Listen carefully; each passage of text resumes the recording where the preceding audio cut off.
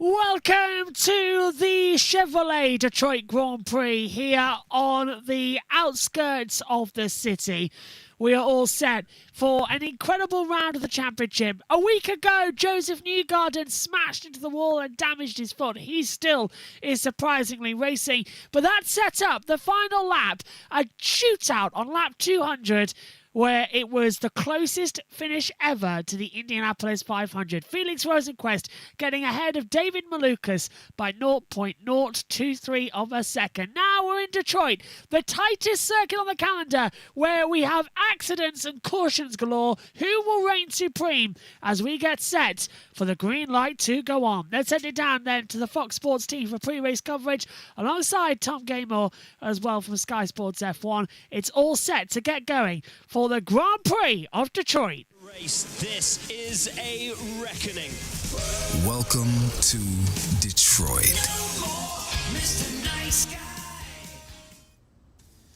Well, good afternoon and welcome to Detroit. Sky IndyCar fans, just 7 days ago, IndyCar delivered a finish for the ages, 500 miles, 3 hours of racing, and in the end, the Indy 500 was decided by the narrowest margin in its history. The celebrations were unforgettable, the disappointment was crushing, and yet, as is so often the way in this championship, there has barely been time to process any of it, because IndyCar moves on from the vast stage of Indianapolis to the unforgiving streets of downtown Detroit.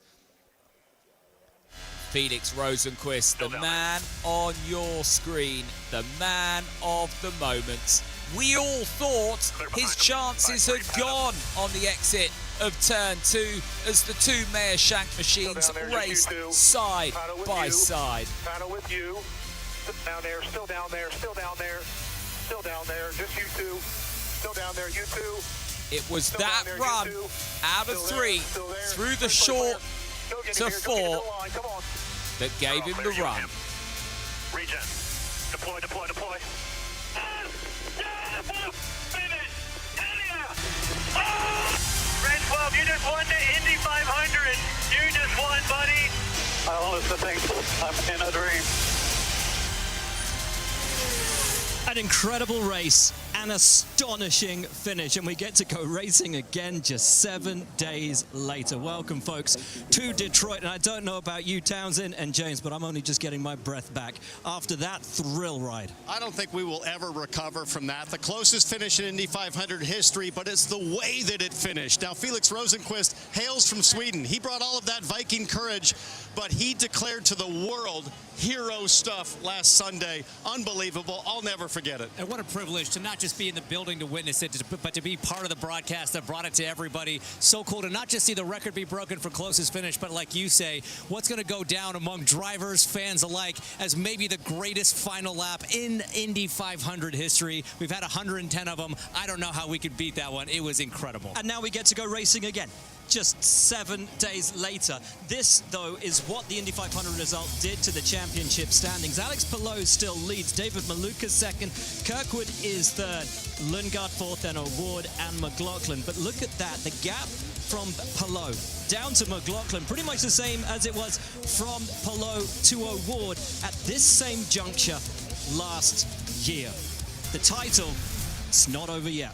Title's not over yet, and watch David Malukas. So consistent. He has the highest average finish this season, and he has come in every single spot he's racing now. He's a contender for a win. He's never won an IndyCar race. He has a great chance today. Everybody has a great chance today. That's what's so cool about this race is this one is about as unpredictable as it gets. We always get cautions here. That turn 3 can really stack cars up on the start and on restarts. A lot of action, a lot of strategy options. This is anybody's race. It really is anybody's event, as we're going to now welcome in the USN team as well to this one.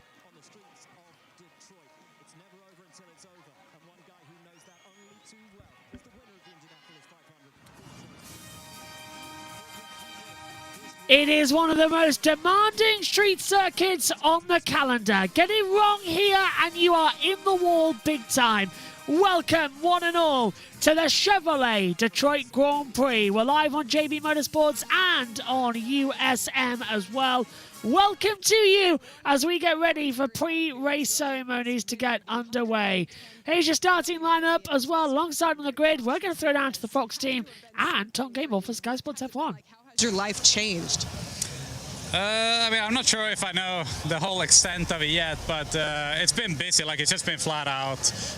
Going to New York after the race, pretty much straight back here. Yeah, like, it's just been a whirlwind, to be honest, but it's been a lot of fun. Like, obviously tiring, but a lot of fun. You know, it's cool to kind of be the face of the sport for a week, and just seems like everyone really enjoyed it. But yeah, back to business here as usual. You know, Detroit is always right after, so I would definitely have loved to gone another week or so to just enjoy it, but here we are. I'm sure there will be more celebrations in store for us later this year. Celebrations for sure in store. He's going to have some work to do coming from 16th, and Kevin with David Malukas. And David Malukas has even more work to do after a qualifying crash from the back, but let's go back to that thrilling Indy 500 finish. You made a lot of fans. You came this close. What's the last week been like? How you dealing with it?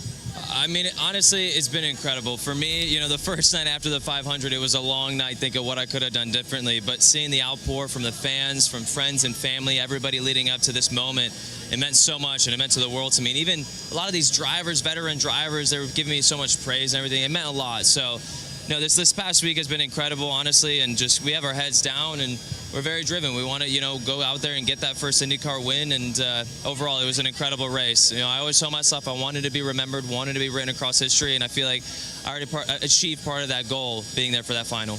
David Malukas has been knocking on the door for that first IndyCar win. Today he does it from the back, but it is a fast car. He is going to be fun to watch, and you know chaos is on the way here today from the streets of Detroit. Stay with us as we continue the NTT IndyCar season.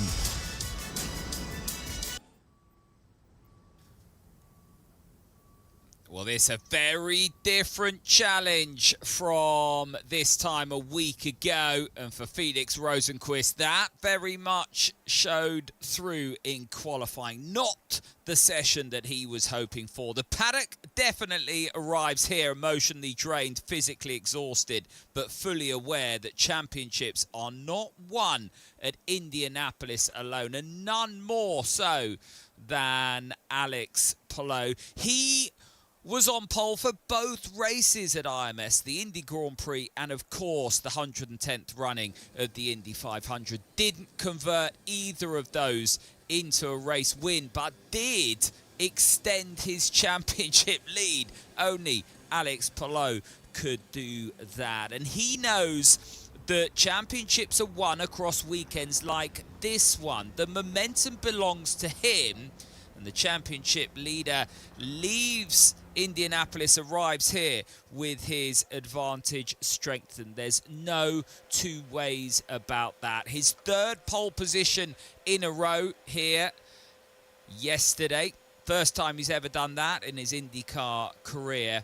And another reminder that whenever the pressure rises, Palou seems to find another level. And for those trying to stop him, the task becomes harder. David Malukas arrived here as his nearest challenger in the standings, carrying that confidence of a breakthrough season and another strong result at the 500. But a heavy crash yesterday in qualifying. He will start this afternoon's race from the very back of the field in the backup car. So already the Hunter suddenly has a mountain to climb. Does the attention focus back on the likes of Carl Kirkwood for this afternoon to challenge Palou? Well, if you love your street art, Detroit is renowned as one of the best places in the country to come and see the bold creativity of the city's artists. This, though, a younger generation, the Boys and Girls Club of Detroit, painting the track their own colours. Now it's time for Jack. We're going to crack straight on with our grid walk today. the king of the street circuits, Kyle Kirkwood. What's it going to take to get win number 7 today? It's a good question. Yeah, we're starting 6th. It's a little bit deeper than we'd like to be, right? But the Sam's Club Honda's fast just kind of blew that fast 6 run there. Didn't realize how fast I actually was. I thought it was done as soon as it started, and it wasn't. Just pushed a little too hard to finish the lap. So we know we got fast cars, right? All of our Andretti Global cars, the Sam Club's Honda has been fast all weekend long. We're just going to play it smart, you know? Play it smart, take positions where we can, try and do some cool things on strategy, and see if we can cycle up into the lead. That's kind of the name of the game here. But who knows on the yellow stuff, right? They've been calling a lot of reds in practice. Been a lot of cars in runoffs, a lot of cars spun, not restarting. So it's going to be interesting. We're all thinking maybe there's going to be a lot of yellows, but that might be a placebo. It might be quite the opposite. So we're not really sure, but we're going to try and tee ourselves up as much as we can at the end of this race to hopefully go for a win. Awesome. Well, good luck today, bub. Have a great day. You did good getting all the sponsors in too. I don't know if he would have heard me as I said that. But that's the fun. Sometimes, you know, people don't get to choose. We're going to talk to our man, Christian Lundgaard. Christian, it seems like no amount of engine changes is going to slow you down this weekend. What are we thinking about today? Go fast and don't look back. I think it'll be a very interesting race today for multiple reasons, right? I think we've had our fair share of issues, and at the end of the day, we saw the yellow situation at the IndyGP, and I think Kyle's made it pretty clear even in the next race with a little piece of debris, he will throw the caution. So I think it's for everyone to win today, and I think it's pretty much for the leaders to lose. So just gotta go out there and have a great day. Make Jack here proud. You always make me proud. Just go and have a great day. I tell you, I love my drivers. Some of them are very fast on track. They're all very fast on track, but they're actually all long in answers. We were going to try and speak to Scotty Mack and Scott Dixon, but we're going to run out of time, and I want to talk to our coach. I'm trying to find him, actually. Where is our... Oh, I found him. Kyle Whittingham, coach, Michigan Wolverines football team, head coach. What are we expecting for today? Speed. Speed, speed, more speed. Speed, speed, and more speed. I love it. Best of luck for your season that's coming up as well. Hey, thank you very much. I appreciate that. Thanks, Coach. Okay, you got it.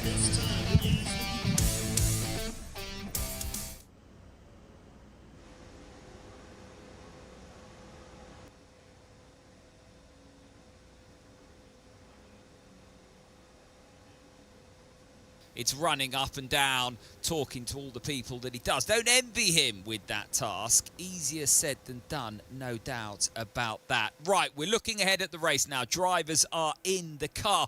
What are we going to expect? A 2 or a 3 stopper? Predominantly, this is a 2 stopper. It has been a 3-4 stopper in the past, and that is when the alternate tyre, the red sidewall tyre that you can see on the 28 car there, has not been very durable. Now, as we know, this year that red sidewall tyre is much better. It doesn't fall off a cliff. It takes a bit of time to get heat into it, and it's more durable. And so teams just don't know if this is going to be a red or a black race. And there was more confusion in qualifying yesterday. We saw that play out. So the rules this year, you have to run, and this is just in street race courses, you have to run the red sidewall tyre twice in this race. So it can be done on a 2-stopper, but the red sidewall tyre, if that is the case, has to do more than 31 laps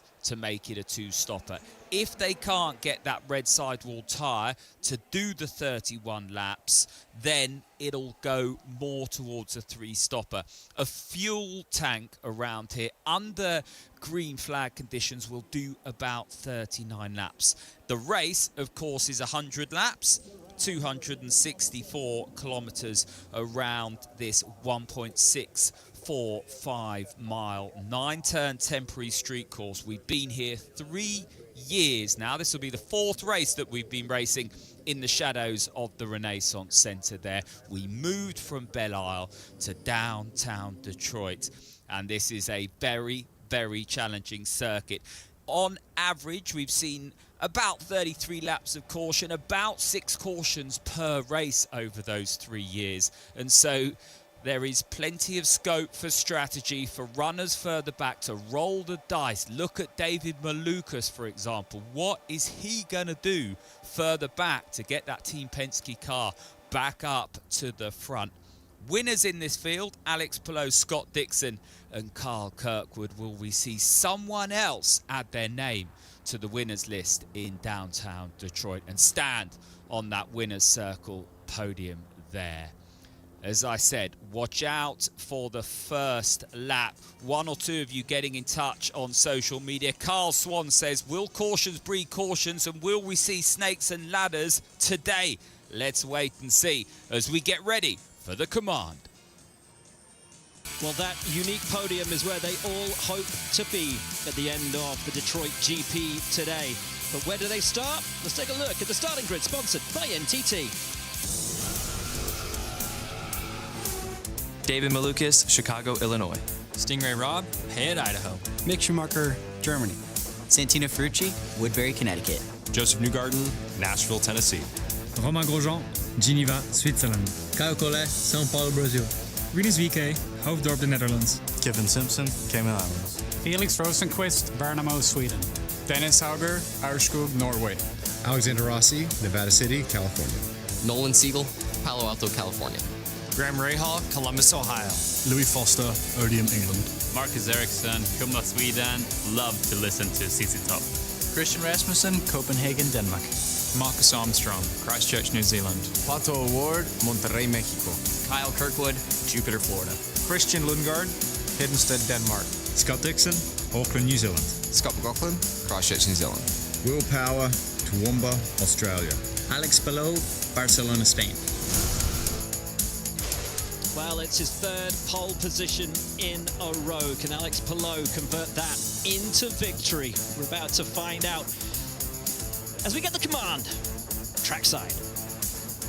Here to give the command for today's race, please welcome Chief Executive Officer and Chair of General Motors, Mary Barra. Live from the Motor City, drivers, start your engines.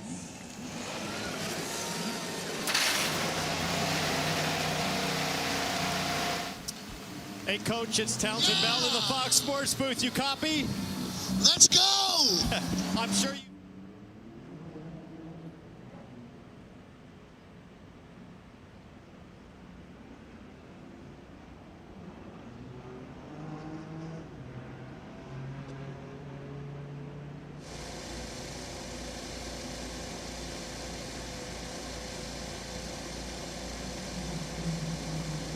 Engines are fired. We're getting underway then here at Detroit. What are we going to witness as the green lights will go on? Welcome to Detroit. It's 100 laps today around this bumpy street circuit. Up and down the streets around the Ren Center. There you see turn 1, max speed 145 mile an hour. It's so tight on the exit. The fastest corner, Townsend, is turn 2 that leads down this long run down Jefferson Avenue. That's a monster, 181 miles an hour. This place is a 9-turn fist fight, and it gets really, really nasty in the 3 there as cars try to outbrake each other. They can go 3 wide there, and then it tightens up through 4, 5, and 6. That's where the elbows come out. They start pushing and shoving to get by. And we've seen a lot of incidents in 7, a lot of cars in the runoff in 8, even a few wall taps in 9. Nowhere is safe around the streets of Detroit when you're in an Indy car going 180 miles an hour. It is 70 degrees. It is sunny. And from what we learned in practice this morning, the soft tyre, which seemed like it wouldn't be an option earlier in the weekend, may just have come into play. And how the teams decide their strategy today will be all important, as will the timing of the cautions. And there are pretty much always cautions on this track. Dan Jack. Will, you're absolutely right. There is always a lot of caution. Strategy going to be a big factor today. The thing I really wanted to highlight, though, how tough and mentally strong some of our drivers are. Joseph Newgarden and Alexander Rossi still on crutches, still wearing a boot. They're at the bumpiest street circuit. I know they're going to be in a lot of pain. I just feel like it's really worth mentioning how mentally strong these IndyCar drivers are. Georgia. And Jack, something that I want to highlight, this is the Chevrolet Detroit Grand Prix, but it's been an interesting weekend for Chevrolet, having to change 8 engines already, 2 by the 17 of Christian Lundgaard. Now, Chevrolet has come out and said that this was a coating issue that's affected the valves of the engines, but they have it contained, just something to keep our eyes on going forward in the race. Kevin. Georgia, they are gathered everywhere here to see this race on the streets of Detroit. And looking for a show, and Will Power has been known to put on a show as well. In his first year, though, with Andretti, he has an average finish of 16th so far. His second best result is 12th. This is from the 4th all-time winner in IndyCar history, but he's starting on the front row, almost won a pole for the 73rd time yesterday. He has a real chance to win in his 19th season. On board courtesy of TWG. Can Power get it done today? Having moved over from Penske to Andretti, it hasn't been the start to the relationship that either side of that party would have hoped for. Guys, in the top 6 today of our starters, half of them have not yet won a race this season. Will Power starting second, Scott McLaughlin starting third, Scott Dixon starting fourth. Ross has already touched the wall, yes. To get that box checked today. And we understand that Alexander Rossi has... Yep, Rossi's already touched the wall. Coming out of turn 7, the rear right has stepped off and he has whacked the wall. So already there is a problem for Rossi. Well, Rossi's already had one shunt into the wall in the past 2 weeks. Now it's another one that's been added on top. So we will wait to see what's going to happen. We prepare for the second race in as many weeks to get underway. His ankle, so he's just trying to survive at this point. Well, not coming in, not enough to pit. Certainly, if there's any damage, it is pretty minimal at this point. But then we go back to what happened to Louis Foster last year with that suspension failure, because the bumps here can be so tough. If you have weakened it because of contact with the wall, that's going to be a concern for the 20 now for all 100 laps of this race. So Rossi damaged, his car potentially damaged as well. Rossi's coming into the pit lane. Rossi is indeed coming into the pit lane. So that is not great news. He starts this race. Here's the grid then. Alex Palou, Will Power, Scott McLaughlin, then Scott Dixon, Christian Lundgaard, Carl Kirkwood, Pato O'Ward, Marcus Armstrong, Christian Rasmussen, Marcus Ericsson is the top 10, Louis Foster, Graham Rahal, Nolan Siegel, Alexander Rossi, Dennis Hauger, then as we come through. Track has to run the soft tyre twice. That means it's a minimum of 2 pit stops today.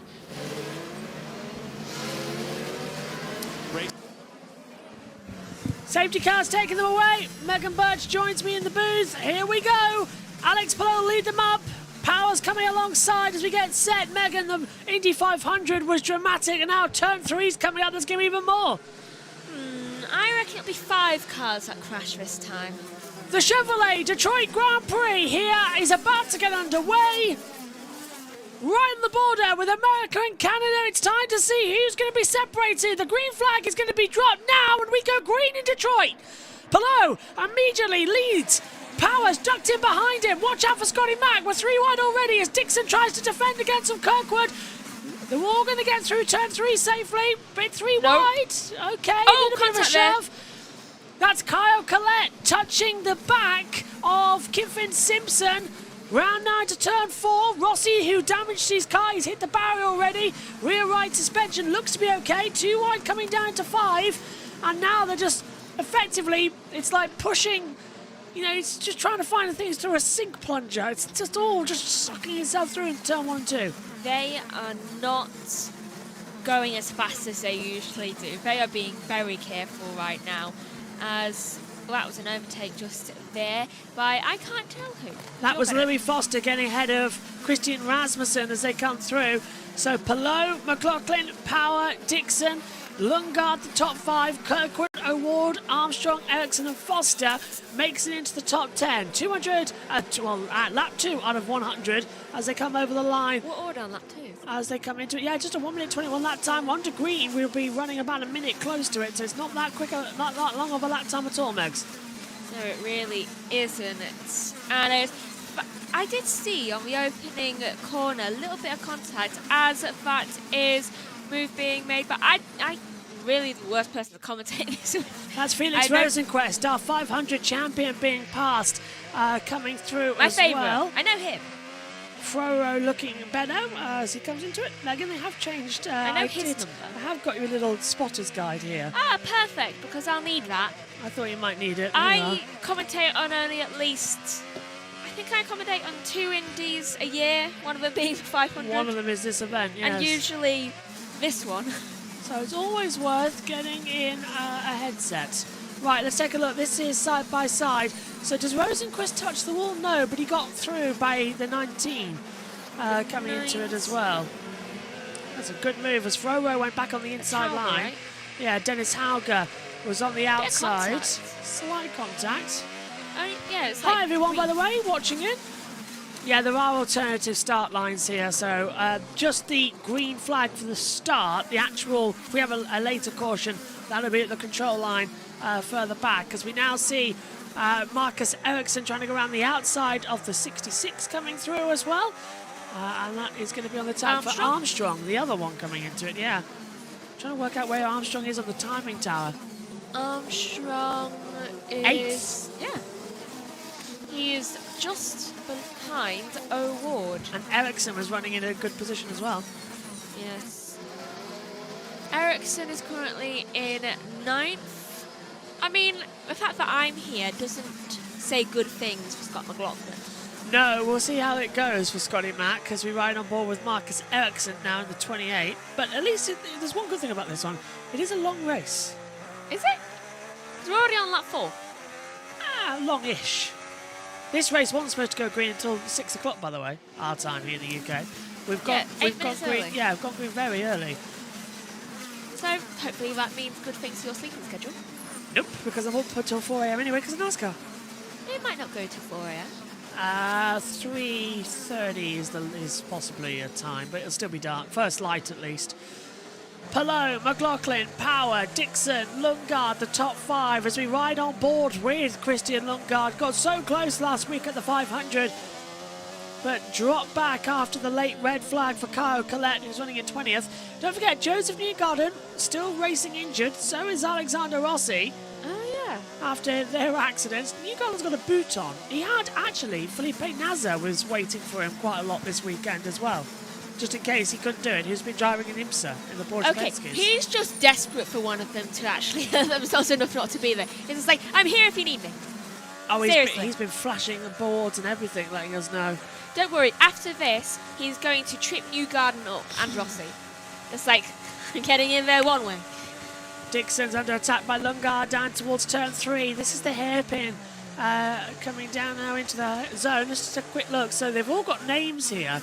It's Jefferson Avenue where turn 3 is. Then you go back down a separate side of Jefferson Avenue before darting down Bate Street, down now towards Riverwalk where we are right now.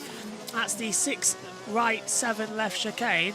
Back down then towards the Blue Cross Shield of Michigan, pit lane. And it's the Casa Corner is turn 9 before coming up through Franklin Street back to Jefferson Avenue at turn 2. Jefferson Avenue is long. It's very long. It's literally on the old Formula 1 layout here. Really? The old F1 layout used to start there, go back up there, go round here, up towards where Congress is. Oh, yeah, I can see it. I can see. That's a very F1 type corner. Back in the late 80s and early 90s. No, just late 80s actually, we raced here. 1970s until 1980s was Detroit. Very few current F1 drivers that are currently on the grid were born during that being raced.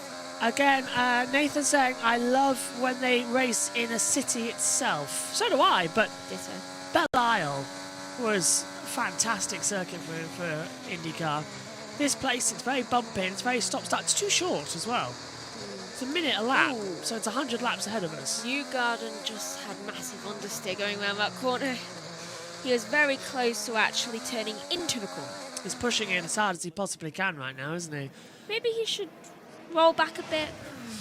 This is Joseph Newgarden. This is what has resulted in his foot being in the boot. This was the crash at Indianapolis, Megan, that brought out the late red flag. It was a violent hit a week ago. It was. I mean, I was very surprised to learn that he had to have, you know, a boot. boots. Well, I've had one. Yeah, and he walked away from that as well without the stretcher, but no. Because you can walk with a boot, it's just you're in massive amounts of pain. So he did that for pure, like, aura. I'm okay. Yeah, pure okay aura. He would have been squeezing his fists. Tell you what, that start was actually quite good. I'm impressed by them all. We were expecting the only reason you're here is because of drama. Crashing. I should leave. Might work. Hold on. Pretend I'm not here. Turn you off battle screen, that could do something. And Scott McLaughlin will crash eventually. Are you just preying on his downfall? No, I'm just accepting the inevitable. He's always crashing when I'm here. We're already on lap 8, and we're right now at the scheduled green, and we already are 8 laps in. Yep, Palou by 1.7 seconds, so it looks like the man who has dominated so much of IndyCar in this decade is continuing to do so. And there's the steam coming through the drains here at Detroit as well. It's absolutely insane. It's one of the coolest shots, actually. The manhole covers giving off the smoke as it comes into it.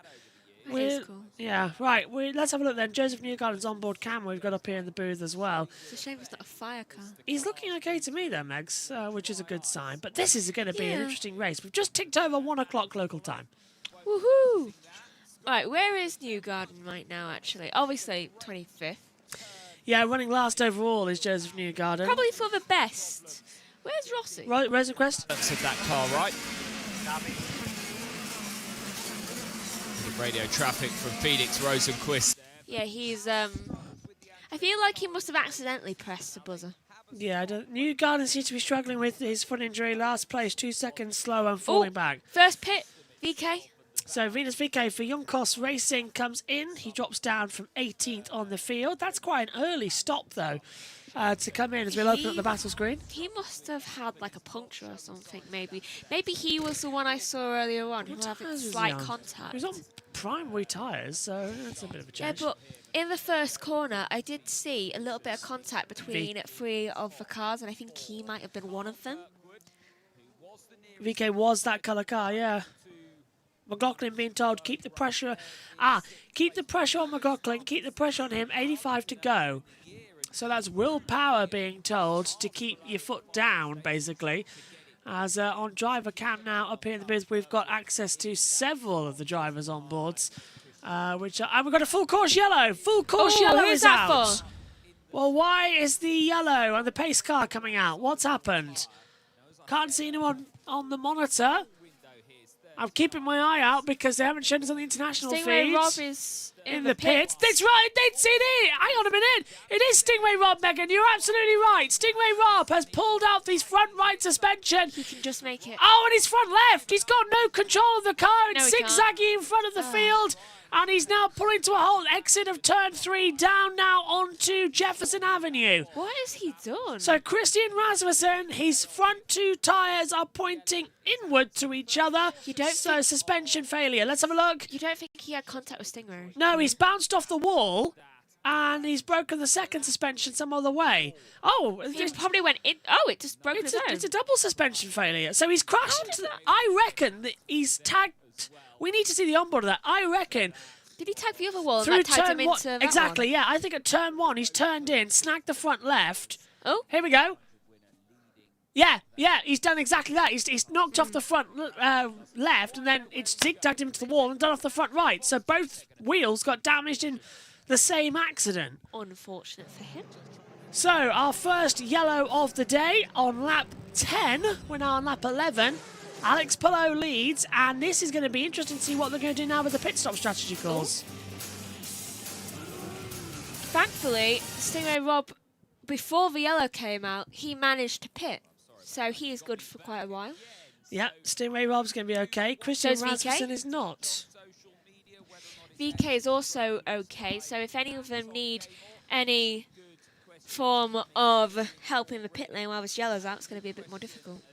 So, full course yellow, our first one, and that means it's a restart, and it will go from back towards a very tight, narrow turn one. So we might get our crash after all, on the second time around. I mean...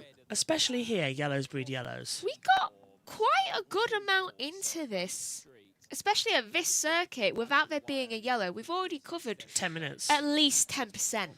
Yeah, 10%. I mean, well, you're right, 10% before the yellow came out. At this rate, if we kept having this, I reckon it would still finish on time. Well, we'll finish before 8. The good thing is we've got nothing really to come through. I reckon this will finish around 20 to 8. As Grash says, we had 5 yellows in the Indy Next race that we covered just before this one. I was on the call for that one, and it was long. I can tell you that right now. You okay? Yeah, I'm just yawning. Go on. Let's hope. Oh, you're right, Megs. Look who's coming to the pit lane. Rosenquist, Hauger, and Newgarden. Interesting enough, coming into the pit lane. We're seeing others on board. Would want to. The thing is, that makes it a little bit more difficult for them now because they're taking this opportunity, yeah. But later on in the race, difficulties will arise because they'll be having great positions, and then all of a sudden, they will be outmatched by the rest of them. Strange that Malukas also coming into the pit lane, is it? Yeah, David Malukas in for... so 2 of the 3 Penske's coming in. Scotty Mack has stayed out and kept track position in P2. So he's not going to let Alex Palou jump away from him that soon, is he? No, he is not. And I don't know why I'm yawning. I should have coffee, to be honest. Do you want a Pepsi? No. It's yours. You need the drink. I've got one here. Yeah, but that's not a lot of drink. It's just because Sundays is the day where I don't have coffee. So I'm more tired than usual. Taking a look at past performances here, specifically at Belle Isle for Christian Rasmussen. 2025 started in 10th, finished 24th. 2024 started 13th, finished 27th. And here today, unfortunately, started high up the grid, started in P9, and is now dropped. Actually, where did he start? He's lost 16 places from where he started. So... that means that Rasmussen started in 9th position. I was right with my quick mental math. And he's started 9th, now DNF'd. Hold on, I've just noticed something hilarious. Where's Scotty Mack? There he is. Ever since I've come into the box more often, he does not finish well. No, and even at Belle Isle, he was doing a lot better in the 2 years he ran there. I don't know why. This is on board with Rosenquist. Oh. So that almost put out our Indy 500 champ with Rasmussen coming back across him. He was aiming for him. Just like you may have won the 500, but you won't win this. Aiming for him. Yeah. I mean, wouldn't you? Well, wouldn't you aim for someone? It's like if I'm going down, you're coming with me. Possibly. Let's head back up to the team. Dumb stuff. Doesn't sound very sophisticated. No. Okay, that's great. That's actually quite funny. The pace car and the field have caught up the recovery truck that's bringing the car back into pit road. Right now, Rasmussen's car is leading the pack in the air. It's a bit fly at the moment. It's quite hilarious to see the car just in the air with all the other cars around it. Great double yellow flags they've got here for the cautions. So 3 laps behind, double yellows and the pace car. Palou leading from McLaughlin, Power, Dixon, Lundgaard, Kirkwood. Closing in then as well with O'Ward, Ericsson, Armstrong, Foster, the top 10. Megan.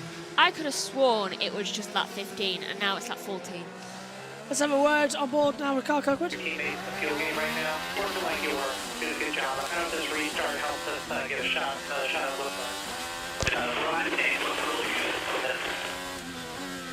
The calm voice of Brian Herter.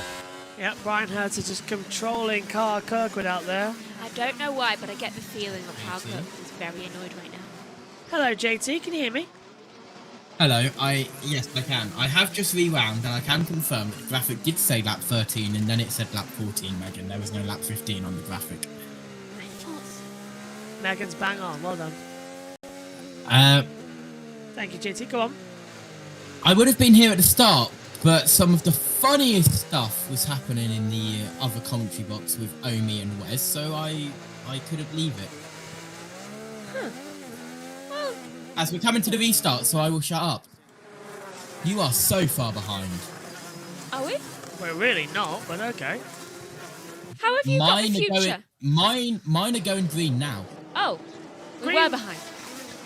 Green flag, we go racing again on the streets of Detroit. Now we're lap 15. Now we're on lap 15. Palou, McLaughlin, Power, Dixon, Lundgaard, Kirkwood, O'Ward. Well, no one's actually done anything down to what. You can't overtake in the first two corners here. It all has to be done down at turn 3. Dixon was in a little bit of a lunge there. He's trying to attack Power. Power's on the back of McLaughlin. No one's going for it. Down to turn 3. And I thought for a split second Kirkwood was going to ram up the back of Lundgaard. No, he knows to keep it. Cool, calm, collected? Yes. Yeah. That 15 of 100. Where whatever the percentage this is through, I think Well, let's see. It's 100 laps, and it's... 50%? Yeah, come on. See? Coffee equals me stupid. It shouldn't be that hard to work out this one. It's 100 I haven't laps, had coffee. So we're 15% into the race. Now I'm about to be 16 as I start lap 16. Today I've had milk and water. No caffeine. Crisp and clean. No caffeine. 7 Up. No? I love 7. The 7 Up guy. All right, there it is. So, soft, hard, soft, hard, soft, hard, and the rest of the field. And you just thought, oh, for Simpsons movie. That's why I did it. You can see on the timing towers alongside is exactly what tyre compounds are all on.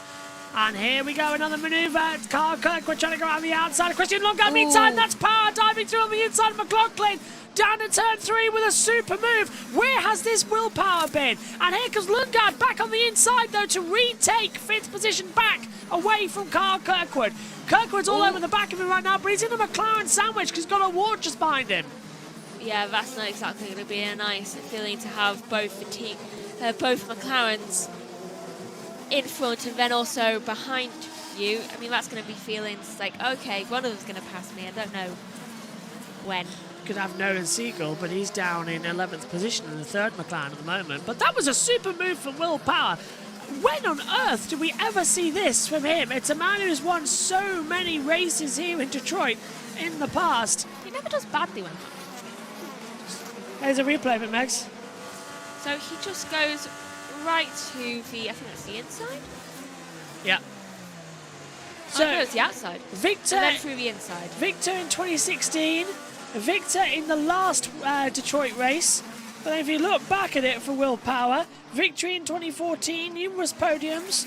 But, you know, Belle Isle that was coming into it. Is that a new iPad case? It is. Do you like it?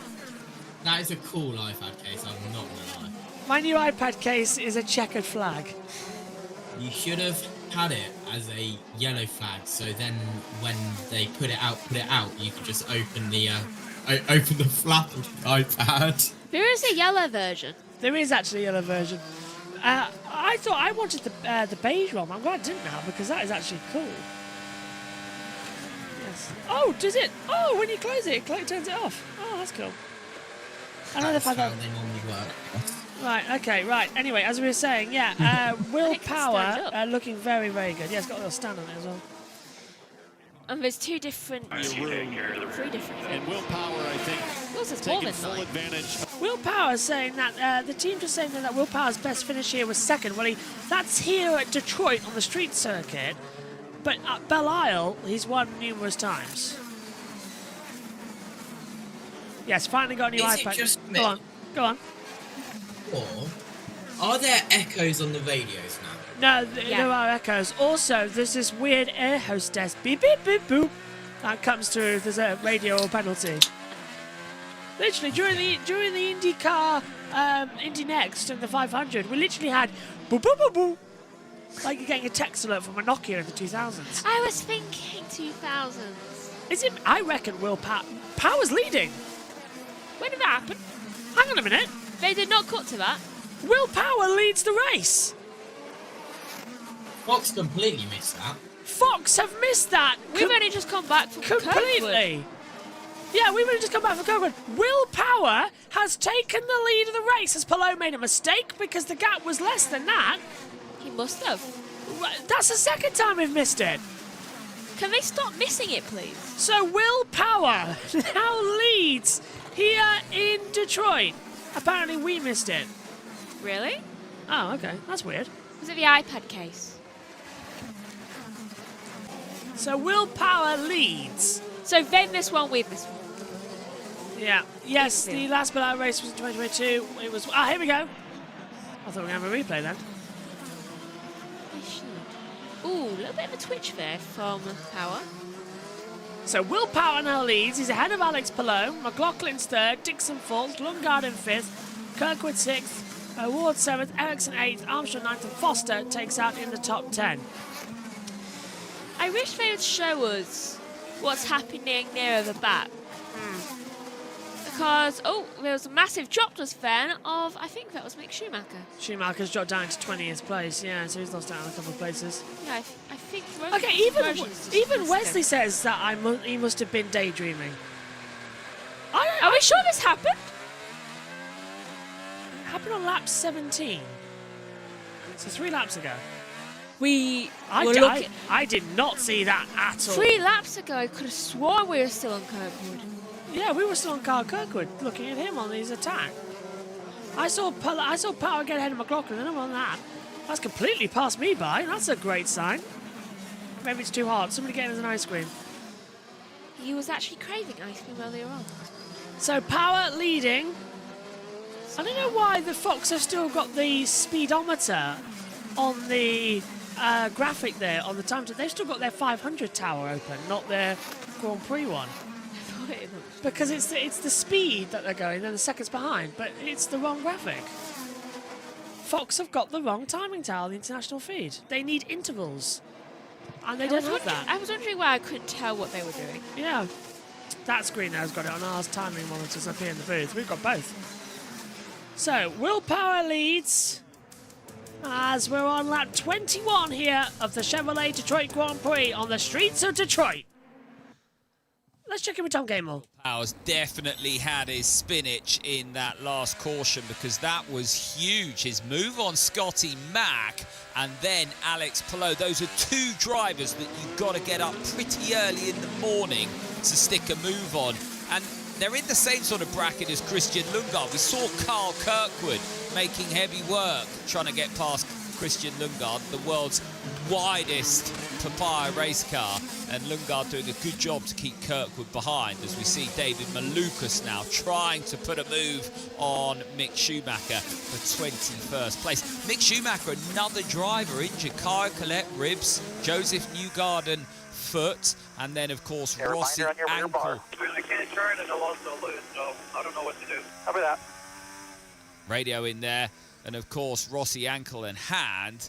Well, we've got Mick Schumacher injured his wrist in that crash he had on the opening lap. Right, we've just seen it.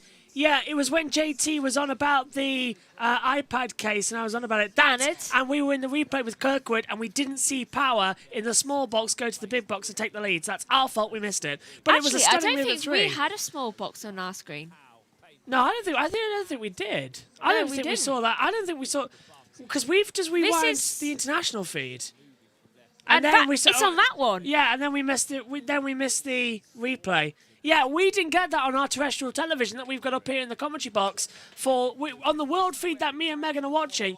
We didn't get those pictures that you saw at home, so we didn't see it. But you at home on the internet on the Fox broadcast did see it. I didn't. Because we have one down there, but we weren't looking at that. Yeah, so we didn't see that one, but I'm going to keep an eye on the one on the bottom now, because apparently they're getting things that we're not. So that's what happened. Thank you very much. So Sky showed it, but we didn't have Sky open on our pit box. No. So that explains why me and Megan didn't see what was happening up in the with Will Power taking the lead, because we had full screen of Carl Kirkwood. Contact as we see. Oh, double contact! Yeah, and it's into the wall with the 66 as well. So unfortunately for Armstrong, he got forced out by Louis Foster. Foster literally throwing himself into it. Rahul's gone through now as well into 9th position. Not great there. That's going to be a little bit of a slap on the wrist. Foster is going to be absolutely, penalised for that one. Well, he's got to have damage as well. He said, oh, there's no room. No, that was a damage on contact. Is that damage front wing? Looks like one.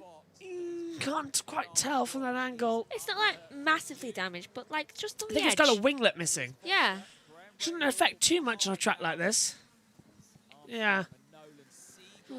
So, on domestic Fox, you guys had it. On international, we didn't. So that's why we were full screen on Kyle Kirkwood's move around the outside, and then we didn't even see the replay of Power taking the lead of the race. So apologies if we didn't see that. Look, two different screens. Two different screens on the Fox and the terrestrial we've got at the moment. I need to keep an eye on both for speaking of attempted overtakes. Look at Hauger trying to go around the outside of Grosjean. This is quite tasty. So you've got the two Dale Coyne Racings battling hard together. Hopefully one of them doesn't take out the other. Well, Grosjean on a street circuit usually is quite entertaining to watch. Dennis Hauger has been in the same paddock as him, and they've been teammates this season and learning off each other. I think Hauger is definitely faster than Grosjean. I think so too, by the looks of it. So, what was that? Right, here we go. This is on the inside. This is what we missed if you're on ad breaks on Fox. This was the 45. Dive through on the inside of the 66. This is Foster passing Armstrong, and Armstrong nearly going into the wall and into the wall. Scott Dixon forcing a McLaren, as well as Christian Lundgaard, and Lundgaard going through. That time we had picture in picture. I think that was Foster's fault. Yeah. So Lundgaard fourth, Dixon fifth. Sky have turned over to local Fox pictures. Okay, right. So they know there's a problem. Probably realised they missed something. Yeah. It's like, oh damn. Carl Kirkwood was quickest during the morning warm-up. He's now running in 6th and looking fast again. Alex Palou has the fastest lap time in this race, 103.0794. But Power leads, and he's closing in. Lap 26 of 100. Oh, Sam is a legend. He's just sent us the onboard footage of Power's move. Oh, brilliant. Sam, thank you very much. That is massively helpful. Yeah, we didn't get this. So, Power dives to the inside line. That's a clean move. That's Palou leaving the door open, Megan. Don't you agree? Yeah. That was far too easy for Power. It must be something about the Detroit sea air that just works for Will. Yeah. It must be like, I'm going to win this race and then go fishing. The Aussie loves it. Aussie rules, maybe, coming into it. Oh, we might go surfing. Oh, yeah. Well, the river's just to the south. Canada's actually to the south of us right now, where the track is. Canada's north, but where we're south. Because some of Canada kind of comes in like half of the US. Literally, if you go over the lake, it's Canada. So we're in Detroit, over the lake, Canada. It's quite scary, actually, if you think about it. Thank you, Sam, by the way. Thank you very much. I have got it, don't worry. Thank you very much for sending that. It looks like Palou is just stuck now. Detroit is on the lake, not the sea. Well, lake, sea, air, it's the same thing. Yeah. Water. I wonder if I flick to the orbit, you can see what I'm on about. Let's see. This is the orbit. We'll take the pre-race off. There's the track, and there's Canada. So literally just over the lake, there is Canada. And the street circuit's right down here, where the F1 layer used to be. Yeah? In that Simpsons episode, that's where Lisa crossed over. Yes. Yeah. I didn't realise. I love that the orbit is so good here. Also, that lake is really blue. It's as blue here as well. Beautiful blue skies actually here in Detroit. It looks really nice in Detroit. We were told thunderstorms and rain.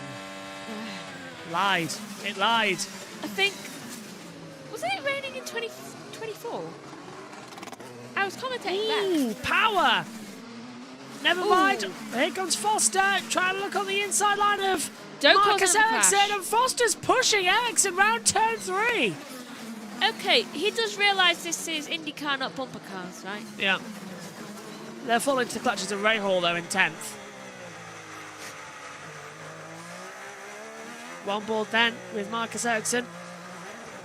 He's got the Siemens livery this weekend. Fox has been having a whirlwind with that all day. I am still so tired of that.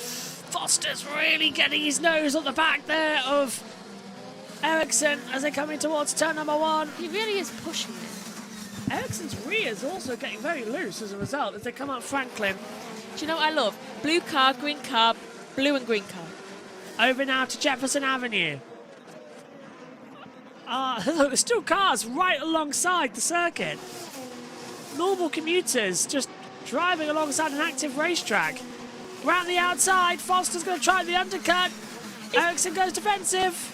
Oh, and Foster's pushing him. Is Malukas okay? By the way. He's second stop. Yeah, he's coming again now, 24th. Bad day for Penske. Where's Newgarden come back up as Foster tries to look on the outside? He's stepping over 50 in that. Newgarden's 22nd. Foster's looking every which way to get through the 6-7 chicane. The right at 6, the left, the right at 6, the left at 7, downhill to the left, right at 8 and 9. Range 90-degree corners. Oh, and Ericsson pits. Foster takes over 8th position. Foster was not expecting that either. Nope, he almost had an Ericsson hit us. Yeah. There's Will Power, there's Alex Palou, and they've used all the hybrid. They're bringing in Scott McLaughlin as well as they come down towards turn number 3. Such a long straightaway here as well, but Will Power in control of the race is good. Here's the... Not yet. I mean, you probably don't want to reach on these. We'll go with red on the next stop. Interesting. Right, Palou's going red's next stop, as it sounds like we're in a karaoke bar with the team radios today. They're not the greatest, is it? Fox go from delivering one of the greatest Indy 500 coverage productions, and then immediately this. All their budget went into that. Yeah, that's right. They've got no budget. But I was like, right, I got these for the kids' Christmas. Just use these. Do you know what's actually funny? Everyone's in the same suits they were last week as well. They've had them dry cleaned. And they really just out of budget. Yeah. Well, to be fair, they spent too much on milk. We've literally done a race now every week for 7 weeks in a row. No wonder they're out of budget. Yeah, honestly, we've got a race next weekend as well. Back on an oval, Bob Morado. Okay, is there at least a break after that? Yeah, for a week. Oh, great. So much time to get a budget back. I know, they're really piling them in as Fox go to handbrake. We're watching now as Will Power defends from Palou, and then Scotty Mack getting right up close behind the HRC. Chip Ganassi liveried car. Power pulls the outside. Palou looks for an inside manoeuvre. McLaughlin still trying to find a way through. It's all go, go, go here. And look, here comes Lundgaard now. Four-way fight for the lead in Detroit. This is what we love. Motor racing at its finest. And Detroit, Motor City, it's going well. Ooh. I've just seen, I think that was Lundgaard, have a little bit of a wobble going around that corner. He overestimated how much room he had and quickly had to avoid the wall. I love what Sam says. I'm with you, JB. The new radio noise really does sound like an airplane announcement. They do-do-do. And it sounds like actually when you've crashed the car and the seatbelt siren goes on. The do-do-do, do-do-do, do-do-do. Look at this right now. Un, deux, trois, all together, down towards turn 3. Power's gone defensive. He's looking in his rear right mirror. Where's Palou going to go? He's going to pull to the outside line. Scott McLaughlin's going to try and go to the inside. They're side by side towards turn 3. Palou goes on the outside. Power gives him a little bit of a wiggle. Here comes Scott McLaughlin. He gets through Power and he gets through Palou. He's on the outside. He's almost in the wall. There's contact between Power and McLaughlin. They're wheel banging, but McLaughlin takes second. Lundgaard dives through on the inside. Gets ahead of Palou, and Palou now drops from 2nd to 4th. This feed was on board with him, you know. That was unbelievable. Well done, Scott McLaughlin, and can he now take the lead away from Will Power? Down into turn 9 and 10. He's going to try and find something. Pushing now. I reckon turn 3 will be the next opportunity, Megs. What do you think? Possibly, yeah. I think it would be. And I'm glad to see Lundgaard Pushing? and actually recovered from almost hitting the wall. Oh, Power's tyres are going. Yeah, I can see it. Now, they've all done 32 laps, but watch out for Lundgaard, who's on the primaries, so he's going to have more grip than these guys on the reds. It looks like McLaughlin's also got his tyres going. Yeah, maybe he was saving them, and that's why he could probably go a couple of laps longer. As now we see Carl Kirkwood under attack from O'Ward. As now, look at this. Power's now holding up McLaughlin and Lundgaard. Pallot's going to be furious because he was told to go. It's not worked out. Lundgaard goes on the inside line of McLaughlin. There's bodywork contact. How did that not end up with McLaughlin in the wall? Through the 6 and 7 chicane. The woman's contacting again. Look how close they are on the onboard camera. They are side by side. It almost did end up with them in the wall. I mean, they came like 2 inches away. Really, really close. Right. You're back with us on Fox. Battle going on right now. Alex Palou has dropped down into 4th position.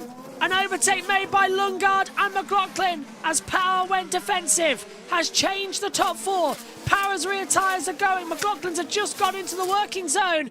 And now Lundgaard on the black primary tyres can go longer in this race as they head down to turn 3. There's a noticeable line forming on McLaughlin's front left. Can you see? Yeah. The front left starting to get degraded. Power's almost in the wall. McLaughlin's going round the outside. Coming into turn 4. Down the hill into turn 5. Power's defensive. He almost runs into McLaughlin. Scott, there's no point in that. You're going to need to head into pit lane now. We've now got the top 7 involved in this, and they're bringing Foster involved. Surely Power has to stop soon. Maybe even bring in Scotty Mack. One of these 2's tyres are going to start failing soon as they come through the pit stops. They don't go in, but Palou does. Palou does go into the pit lane, as does Kirkwood, Rossi and VK. They all come in. Sensible. Yeah, because Palou's going to try and beat this traffic because these guys are still going to be slow out there, all bar Lundgaard. If we get a timely yellow, Lundgaard's in control here. VK's in again. VK dives in for a second stop of the afternoon. Okay, first for Lucas, now VK. Here comes McLaughlin. Power goes defensive on the inside line down towards turn 3. McLaughlin's on the outside. Lundgaard's going to wait, but McLaughlin can't have enough traction to pull alongside him. It's such a long straight here. He's trying now under braking. Power's got the inside line. He'll have momentum to push him out wide. He opens up the steering wheel to force McLaughlin wide. But here comes Lundgaard. Power misunderestimates the exit. He doesn't get the best one. Through goes McLaughlin. Through goes Lundgaard. Though I don't see much point in that, since McLaughlin, you're going to have to head into the pits anytime soon because that line is getting deeper and deeper. Power, you can build this back because you need to head into the pits as well. Lundgaard, good for you. Yeah, watch out for Dixon as well. He's on the alternatives. He's going to be running out of time. But everyone else behind is on primaries. Surprisingly, in comes McLaughlin, in comes Power, and everyone else. You got that one right, and everyone on the primary tyres has just gone straight through again for another lap time. The alternatives are not working. Oh, but Dixon stayed out on that alternative tyre, so that's going to allow Pato O'Ward to give him an advantage. It could be an out on McLaren 1-2. Good stop from Power, 7.6, 7.8 from McLaughlin. It's longer for Siegel and Simpson. Siegel's 9.5, Simpson was 8.8, and now Dixon's under attack from O'Ward, who goes round the outside, down Jefferson Avenue towards turn 3's hairpin. Can he get through there, door to door, and through? Yes, goes Pato O'Ward for second place. Got more overtakes than Indy now. Oh, here's a replay of Scott McLaughlin on the other screen. Just going to see what that brings up, and that's just a replay That's of Kirkwood. Kirkwood's gone round the outside. So Scotty Mack dropping down. There's that move complete. So there he is. Yep, Kirkwood goes up into 11th position. McLaughlin down into 12th. Power is now 13th. So that has really scuppered his chances right now of that stop. It hasn't really made that car more alive. He was relying on the alternative tyres to do that for him. And Power's gone out on a brand new set of alternatives. Wait a minute. The one between Dixon Power Pitts and McLaughlin. Mick Schumacher. On the hard tyres, yeah. Schumacher's up to 8th. That's really good. Oh, now he's up into... Wait, why have they just dropped? Dixon's pitted. Dixon's in the pits. That's not the only person dropping. Dixon, that's it. I think that's a transponder issue for Scott McLaughlin and Will Power, because they've just both dropped about 4 places, so I think maybe their transponder was messed up. He's in 9th. Palou's in 9th. Yeah. So let's run through at the moment. Lundgaard leading, Ward, Foster, Rahal. Right, this is Mick Schumacher, Megan. There he is. But that is Palou coming out ahead of McLaughlin and Power. And there's Kirkwood getting out ahead as well of... Wait, so what happened between them just then? Just a pit stop as well. They just got held in the pit lane a bit too long. Yeah, but Mick's now ahead of them. Mick hasn't stopped yet, I don't think. No, he Yeah, hasn't. Mick's 36 now ahead laps. of them, and he came out in between them. Mick hasn't stopped yet, and he has to come out ahead. Yeah, so Mick's going to pit stop soon. In comes Lundgaard, Armstrong, Ward, pit road. Because he was comfortable on them, but this is a bit of a jump into the unknown on the soft tires. They only did 5 laps on these a little bit earlier today, but he's down and away, no chase. So. All right, let's see where he comes out in relation to Palou. Palou 5, he's sliding in behind McLaughlin. Yeah, Palou's got by. Palou's jumped ahead of them, Megan. Can we check on O'Ward, please? Because I did not like that pit stop. He would not stop shaking all the way down the pit road. Could be just a judder on pit limiter. I'm going to keep an eye on him. Power on the attack now, trying to get through on Lundgaard. He's darting around the outside into 3. It's not going to work out. Lundgaard's got the defensive mechanism on him, so it's Armstrong now in the lead of this race as it stands. Marcus Armstrong leads at Detroit. This needs to catch up because apparently, according to this, Lundgaard's still on the lead. It's going to catch up across that line, and it will do so now. So Armstrong leads. There you go. Yeah. Lundgaard's stop still brings him out there ahead of Will Power. Every time there's a pit stop, it won't work. Next pit window will be around lap 70, says Grash. I agree. Wesley says they all have to pit at least one more time. A couple more stops. I think Kirkwood's transponders. If we get a late yellow, this will be in as... Well, there's a small fire for Alexander Rossi down on pit road with the fuel igniting on the exhaust. Hasn't that man had enough? Well, do you remember what happened to put him out in the Indy 500? The car caught fire in the pit lane. I swear. Same thing. Can he just, like... I think he needs that week off. And there's the full course yellow again. Oh, I feel like I know what this is for. Yeah, this is Ray Hall under attack on the inside line. Kiffin Simpson's coming in like a bat out of hell. Bang! Yeah. Round goes Ray Hall. Simpson hits Ray Hall around down to turn 3, and that has stalled Graham Ray Hall right at a dangerous position on the apex. And that now brings out our second full course yellow of the night.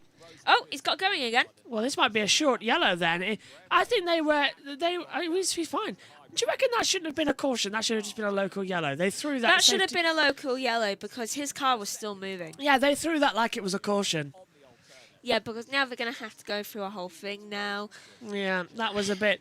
Rosenquist leads. Rosenquist leads the race. Yeah, Marcus Armstrong has dropped back down into second position. I'm so happy. So the two Meyer Shanks have swapped places yet again here at the moment, and it's changed the positions again. Do you know what's annoying? What?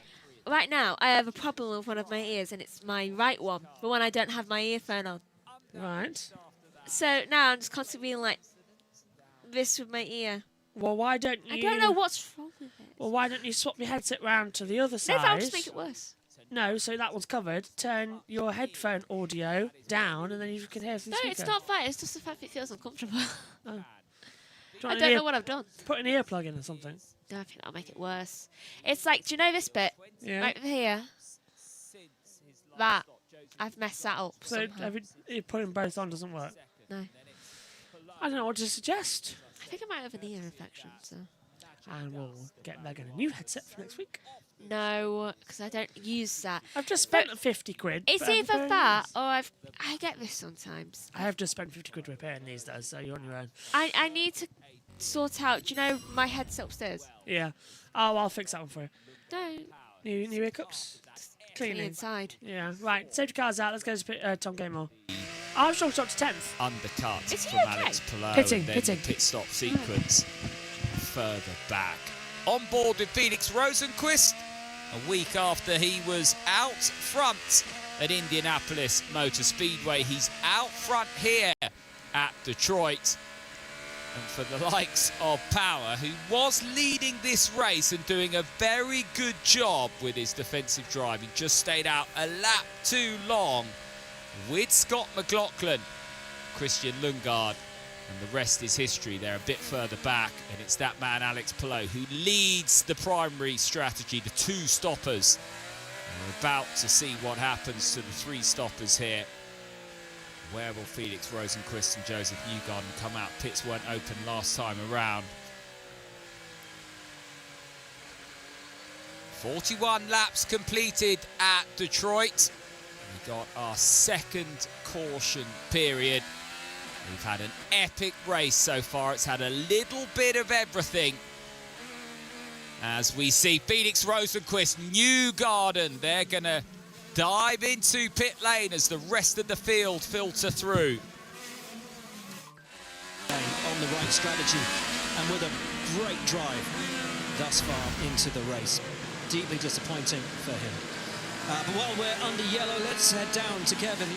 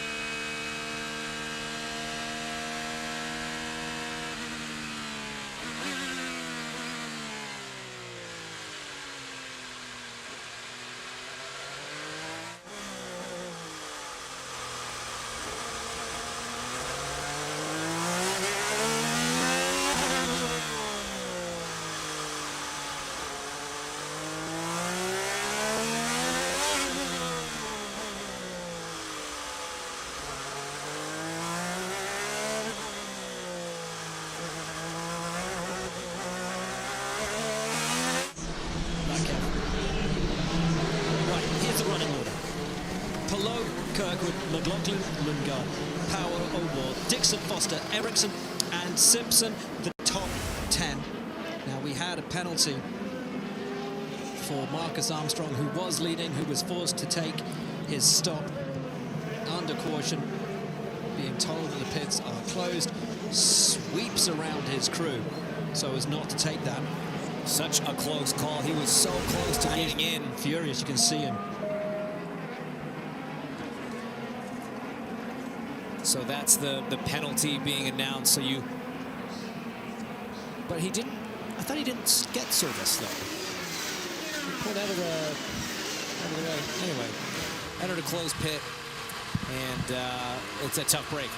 But that is how it goes sometimes, especially in these street courses. If you stay out late, you put yourself in what Townsend likes to call the danger zone, and it unfortunately bit the Meyer-Shank racing driver. But this guy right here now has a clean view of the driver that he is and everyone is chasing in the championship below. Rosenqvist a little bit further back in 15th. It's not really breaking his way right now. I got to say, someone this has worked out incredibly well for, Joseph Newgarden, who was at the back and is now up to 13th place, battered, bruised and beaten. He has just run a quiet race, stopped brilliantly, and 13th at the moment. Rosenqvist running 15th. Brilliant stuff from both of those. Kevin, what can you tell us about Marcus Armstrong and how it's all come undone for him today? It was so close to getting in on time. They rolled through the pit lane, I think, 3 or 4 times. The first time they rolled through, but then they were going to run out of fuel, so they had to do the emergency stop, then have done the full stop as well.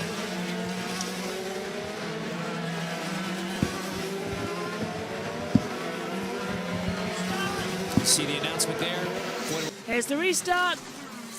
So, what are we going to see this time by? Remember, it will come by at turn number 8. We're out 5. Restart coming this time by.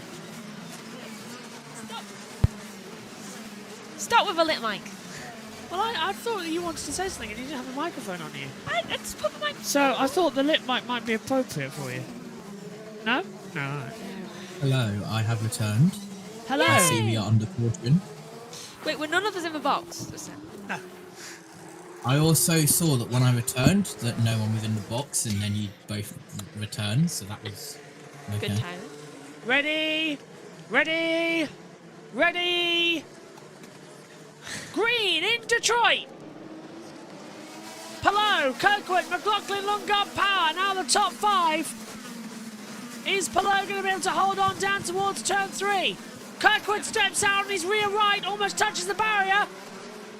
And now the long run down. Looks okay to me, Megs. This feels like a time where a caution would come out the same lap. Yellows breed yellows. Watch out for turn 3. Got a side-by-side further back. Kiffin Simpson side-by-side with Joseph. You got to turn Santino Ferrucci on the inside line. Trying to have the inside position. A little bit of drama. Ferrucci should leave it through. Newgarden left in room, but does he know that Newgarden's going to have Rosenquist on the inside line? Rosenquist getting to traction. Ooh, and contact! And now Diamond on the inside line. That's going to be an interesting move for VK. I knew something would happen. Well, yellows breed yellows sometimes. Good restart though in general. Rosenquist's rear right does not look steady. No, it does not. Like, it's really struggling. And that's a brand new tyre. Maybe he should have gone for a different type of tyre. The battle is on, come on, miss. That's And Simpson in pits. For number 8, oh, Simpson, penalty served. Ah, so it's a penalty that's come through from race control. That's why he's gone into a pit lane. Interesting. Right, this is a replay. This is Rosenquist getting his rear right sliding. Newgarden comes up. A little bit of a front left wheel and nose, and then through goes VK. That's why he was quite destabilised on the entry to that, so that's why he ended up going into it. What do you make of that one, JT? I'm actually going to say it. In INDYCAR Detroit standards, that was pretty calm. Yeah. Relaxed restart is normally a little bit more chaotic, and something that's going to be more chaotic later is NASCAR, where special things are happening. Announcement in the next caution. Oh, I know what it is. As Ferrucci now under attack from VK over 12th position as they come over the line. And it's just push, push, push, no matter what it is at the moment, isn't it? It is. And I just remembered we haven't had tea yet. We're eating after. No, I'm not even hungry right now. That's a weird thing. It's shepherd's pie. Oh, and I had chocolate milkshake. Over the line, Ferrucci's going to be under attack this time. Look at how much he is forcing Louis Foster towards the wall. He's just blocking that inside line. Ooh. Still under braking. Foster, that's VK going late. Contact! VK barges Ferrucci out of the way, and now Newgarden's coming in, and Rosenquist on the inside of Newgarden. Well, that was a weird one. It really was. Somebody else's accident giving another driver a place. Of course, we saw that earlier on in MotoGP. We did. It's been a kind of day, hasn't it? Yeah. Was I go past Marc Marquez and a Venick gift division Antonio place? Hello, Kirkwood, McLaughlin. Right, here we go again. So, there goes VK, diving on the inside line. Ooh. Get out of the way. He's just like, you're not meant for this position any longer. Under investigation by race control. I reckon it might not go his way. I think he's going to have a penalty for this one. Right, now Ferrucci's having to hold off 14th place of Felix Rosenquist. Rosenquist round the outside. Ferrucci not going to defend this one. Oh, maybe he would actually. Rosenquist, get off him. Get off. Get out of the way. He's not trying. He's got bigger fish to fry. Rosenquist goes through. I can't say I'd be surprised if Foster got a penalty since it's been a long time coming. 76 and 14 was reviewed. No action, say race control. Okay, good. Surprise. I thought there would have been a bigger deal about that, didn't you? That was quick as well. Yeah. Strangely quick. I'd already decided. Are they changing the starting time of NASCAR today, JP? I don't think so. JT? Start time should be still normal at midnight for us, isn't it? I don't see why they should. Then again, I haven't looked at the radar yet. I have not actually looked at it. How the hell did Palou get back in front again? Pit stops. Yeah, the pit stops allow Palou to just move back into the first position spot and allow Kirkwood to actually gain some momentum and McLaughlin to finally catch up again after things. Power still stuck behind Lundgaard, however, so he's having a bit of trouble getting past the McLaren. But again, Lundgaard's really showing some promise. I wouldn't be surprised if he actually ended up either on the podium or winning. I think more likely for winning. Yeah. So either way, Power started out really, really great, but right now, ever since the pit stops, he's just stuck. 40% rain, 20% after 8 p.m. Eastern. We get going at 7 p.m. Eastern, so we should be okay. Yeah, we should be fine. Might be a bit of a damp track. Bob Pockfast, by the way. Oh, have you seen the new IndyCar game? No. There's an IndyCar game? IndyCar has announced it will have a new game. Nice. Bob Pockfast's tip for this IndyCar race was actually Will Power. Really? It makes sense. I don't reckon Will Power will win. I reckon he'll get like second. I think he could go good. Go on. I was going to get NASCAR 25, but I'm saving up for something. Wink, wink. So I wasn't going to get NASCAR 25, and if there's an IndyCar race, if there's an IndyCar game, I haven't seen anything about this IndyCar game. Where are they talking about it? I just saw it on Twitter that they were talking about it after the 500. Let's see. I hope it's real. The IndyCar game is coming out later this year, and it's in my racing studio, same studio as the NASCAR 25 game. Ooh. There you go. That's some grass. It was announced a year or two ago. Oh. Can I just say? Maybe they've dropped images finally. I really want to jump in that lake, even though I can't swim. You would? Yeah, I want to jump in it simply because it looks so nice. Go on. 2 hours ago, someone posted on Twitter saying first look at the new IndyCar game, but they're not official screenshots. They're just mock-ups. Oh. But at least it's happening. So do not be fooled.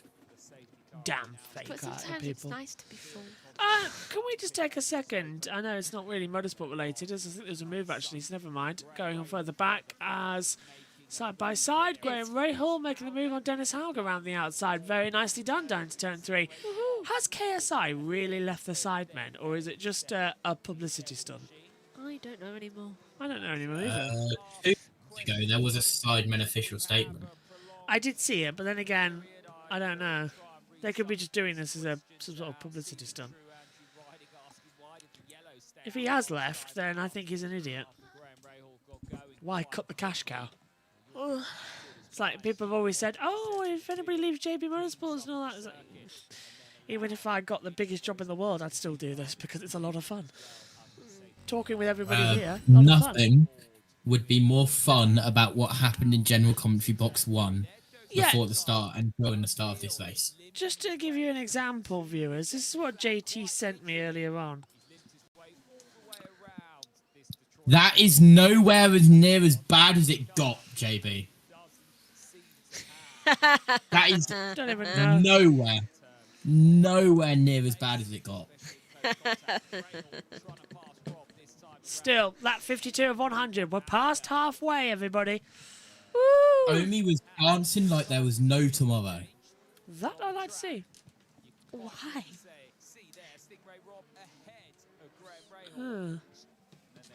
Just having a quick information come through. I expect pit stops about lap 64. So Speaking of, Dixon's now losing position for some reason. Please tell me that's just transponder. Could be. No, Dixon has dropped down to 10th position. Was he okay? He's dropped down 6 places. I wish it was onboards. Yeah, the onboards that we get on our cameras. Oh, actually, do you want to see? Dixon briefly in the runoff in turn 8, IndyCar. Yeah, okay, so Dixon was just in the runoff. That's why he's dropped 4 places. Dixon has got an onboard camera. Ooh. Here we go. It might not want to load. We'll see if it does. Because then we can find out what's happening. Well, I just said he was in the runoff. Yeah, but we can also try and reverse and find out where it was. Oh, they're on the inside line. Turn 8. Great move on the inside from Stingray Rob to get ahead of Romain Grosjean for 18th place. Where is turn 8? That's the last corner. That's here. So he must have locked up and gone straight on as Rahal tries to get through. Right. Well, there's Dixon's on board now, and I'm not seeing anything. I've rewound it a minute. Yeah, Dixon's just been off the circuit. Okay. We need like a battles computer. Should have used mine. Surprised we haven't seen it on a replay. They've got the camera. Why haven't they shown it? I have no idea. I mean, it'd be a lot to show. Why are we watching the battle? Right, here's the replay as Rahal pulls to the outside line to make the move. There we go. Here's Dixon at the same time. This is his lock-up. Yeah, locks up on the front left and makes him go straight on. That's why he dropped down. Oh, skillfully thrown round. Yeah. Very good. Oh, and that was almost a crash. Came out right in front of Nolan Siegel, who's running in 11th. What did they say about hitting Very good save, because he only lost 4 places. It could have been a lot worse if he stalled the car, JT, though, as you know, so I agree. I wish they would get rid of Willpower's speed. We don't need to know that. We need leader and then the gap between.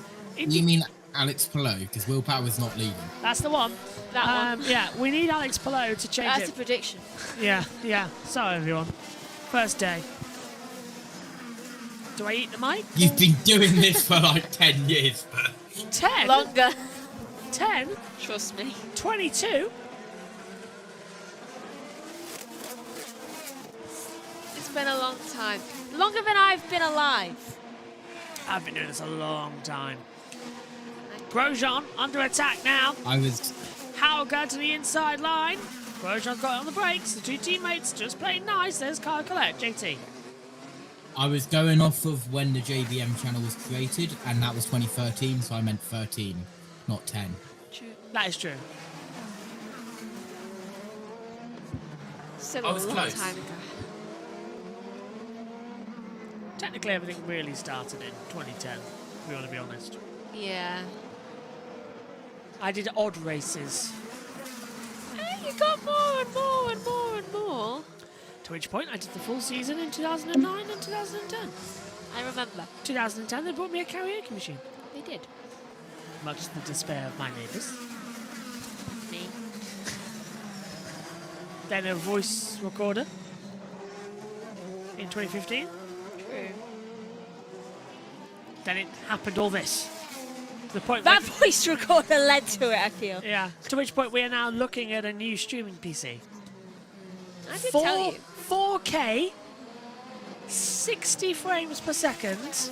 You'll be able to see Megan first thing in the morning in dazzling 4K.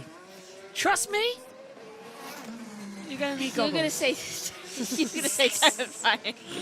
It's terrifying. The funny thing is, I look no different throughout the day. What's brilliant is, when I got my new glasses a few weeks ago, Nina's always said, I've always said, have you really got blue eyes? I can never tell. Got these new glasses, looked at her, went, oh, you really do have blue eyes. Oh, do you know what's even more hilarious? He looked at my face and was like, I didn't realise you had that scar under your eye. No, I know you had that one, but I didn't know you had that one there, yeah, the second one there. Because I was playing with scissors when I was very, very young, and Joshua had to get them off me, and I ended up scratching my eye. She cut her cheek there, and then I didn't realise she had a second cut here. Yeah, because scissors go like that. Yeah, didn't realise. All this time. I think it makes me look quite nice. I'm blind. Yeah, he really is. You might be able to see that scar in 4K. Don't think you can see it now. I think it makes it look really nice, because I have a freckle there. Yeah, but with the comments of 4K to JB Motorsports, we have to get 4K cameras, and the comments box has to be set up for 4K streaming, which means 4K monitors. That seems like a lot. Yeah, go on. I zoned out and I heard the mention of 4K and 4K cameras. Yes, we're going to 4K, JT. What? The new computer, it'll be streaming in 4K. You're telling me that I'm going to have to up my game? Yes. That 58. Right now, JT feels like banging his... That bleep just makes me want to laugh. Oh, hello. So you might have missed that on YouTube. Stingray Rob went through on the inside line and made a tremendous move. How could I have missed it? The signal cut out for a second for some reason. Oh, jeez. See, another reason we're getting a new PC. Oh, here's Scott McLaughlin on the replay down there. Please tell me they heard the beep. Yes, they did. It only cut out for a split second. I want to see Megan on a NASCAR race. Oh, I have historically done one. You're not doing today, though, are you? No, I'm not doing today. You don't fancy being up until 4 a.m.? Mainly because I haven't had coffee. And if anyone knows anything about me, I need 3 things to survive. Coffee, milk, and water. Water. Water.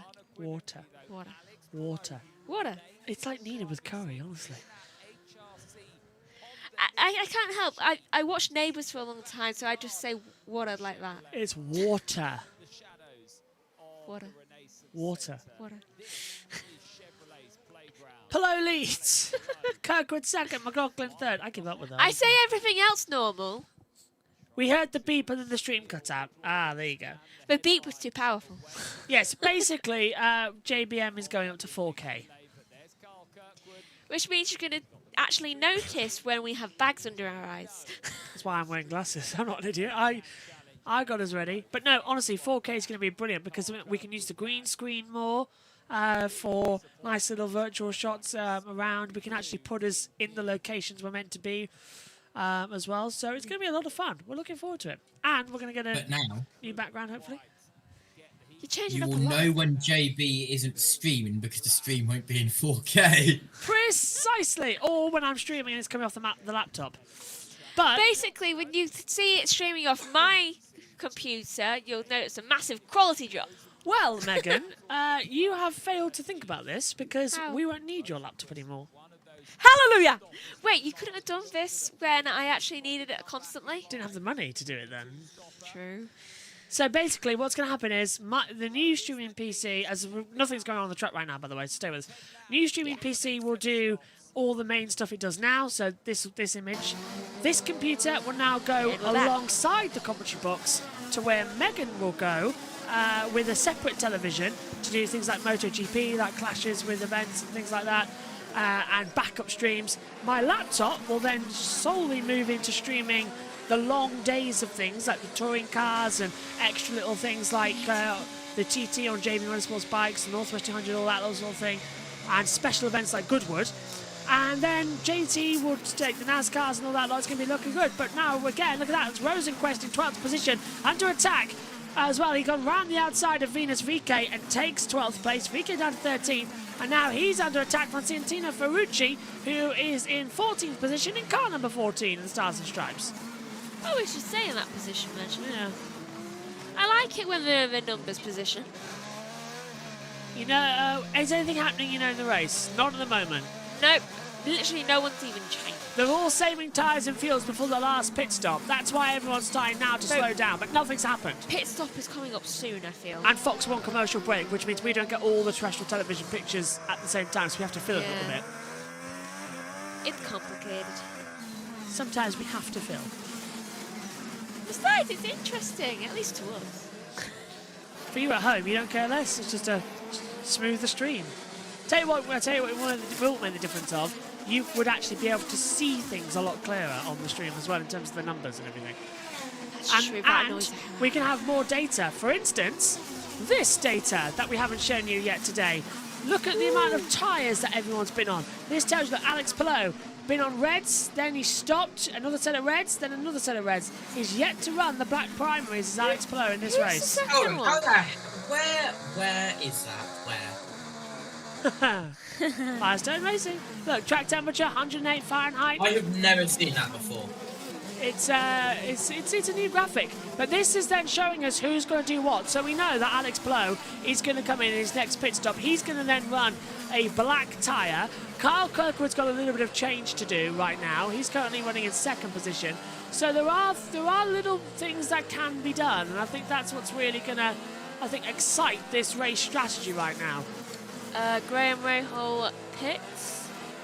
Interesting enough, though, everyone's fastest laps came just after that second pace car lap. So into the pit lane now, did you say? Comes Graham Rahal. Probably to fix what happened earlier on. Ah, I found it. JT's found it. There you go. Oh, what? That was a massive glitch there in the camera for McLaughlin. Kirkwood. Yeah. I thought it was Kirkwood. I love. Go on. I love how they have got the track and ambient temperature in Fahrenheit and Celsius. Makes my life so much easier. I also love how at the bottom it has when people go on scuff tyres or close pits or fuel loanies or when they go into drive-through penalties. Yep, it's giving us so much more data and information for you at home, and that is why a new PC is needed, so that we can have even more data enabled.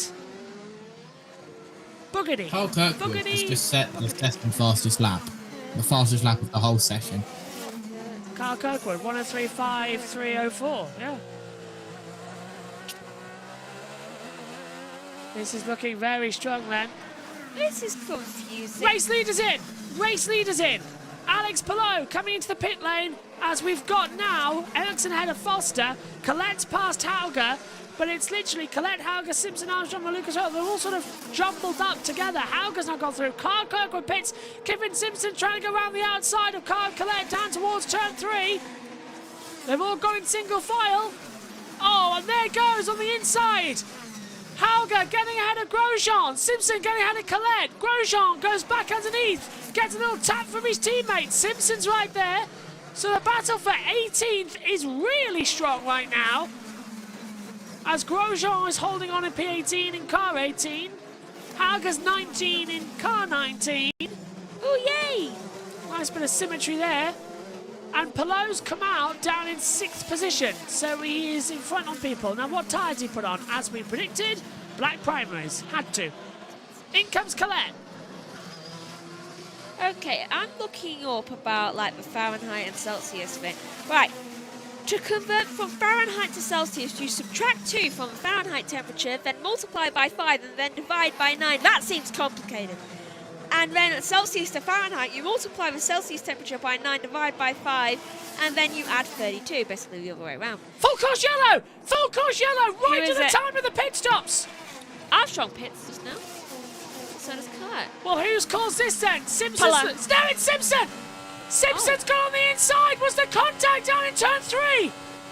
Simpson went. Yeah, no! That's Ferrucci! It's Ferrucci and Venus VK. And again, the track is no longer blocked, but we've gone full course yellow. Kirkwood, Kirkwood, the leader, in big trouble. I don't know why we've gone full course. They thought the cars had stalled and the track was blocked. At this place, it's sort of an instant yellow. I get that feeling. Rossi had just come out of the pit lane. Does that now put advantage to Alexander Rossi? Carl Kirkwood, a wrong yellow time. Right, here it is. So this is all on Santino Ferrucci. He's going to nudge VK round at turn 5. Oh. Stingray Rob. Rob going left and then having to go right. A chicane appeared in front of Stingray Rob. You're just like, am I not allowed to cross? Do I have to have a password? Santino Ferrucci then proving that even more so. He's only good at Indianapolis. Everywhere else he's a complete moron. What was this even about? Was it actually him? Do I have to apologise? To be fair, VK very nearly did hit the inside wall and had to back out. That's what I was just thinking. JT, can you rewind that a little bit and take a look? Did VK touch the wall? Nah, that's live. Did Ferrucci actually spit him off? I could have sworn, because on the other camera angle, it looks like he hit him. But from the onboard of Ferrucci, it looked like VK hit the wall and got we might not round. be able to see. We need the offboard again. Yeah. Okay, I'll hold judgment. But again, right now it's 50-50. Yeah, I'll hold judgment on that. Even if he didn't. VK slid through the apex of the turn. Wait, that doesn't make sense to why. To why Ferrucci had to stop and then back up. It doesn't explain why he did that. Have you seen the safety car here at the moment? It's half white, half blue. Oh. So it's like that Star Trek episode, let that be your last battlefield. Anyway. I don't know. Go on. It's a caution. Yeah, caution's out again. There was an announcement coming in this next caution. Yeah, what have you got, JT? If you were in the NASCAR Class and Truck Series broadcast at whatever time, AM on Friday / Saturday morning, it was at like 4, 5, 6 AM, and I was hanging out. And I was talking about members and the membership here on the JBMotorsports YouTube channel, and I teased that we haven't done a behind the scenes live stream in a while, and we need to do some more stuff on members. Now I have been thinking, I have talked with JB, and he has said yes. He has agreed to this, I have agreed to it, and today and whenever we feel like doing it, multiple times in the future, the behind-the-scenes audio of the NASCAR Cup Series and any NASCAR races will be live on the members behind the scenes. It has returned for 2026, and it is back bigger and better than ever. NASCAR Cup Series debut at Nashville. It'll be the debut of the new behind-the-scenes audio. Let's just hope there's no swearing. Oh, has Ferrucci hit something on the circuit? No, that's Rossi. There's been two... Is that gravel? That's tar. 2 big bits of tarmac. It looks like the ground. Has been pulled up down to turn 4. Oh, great. If the tarmac's breaking apart, that's all we need here at Detroit. Not again. JT, question. Pit entry is closed, by the way. Question, JT. With my new PC, when I get it, would I be able to do the dual stream like you do?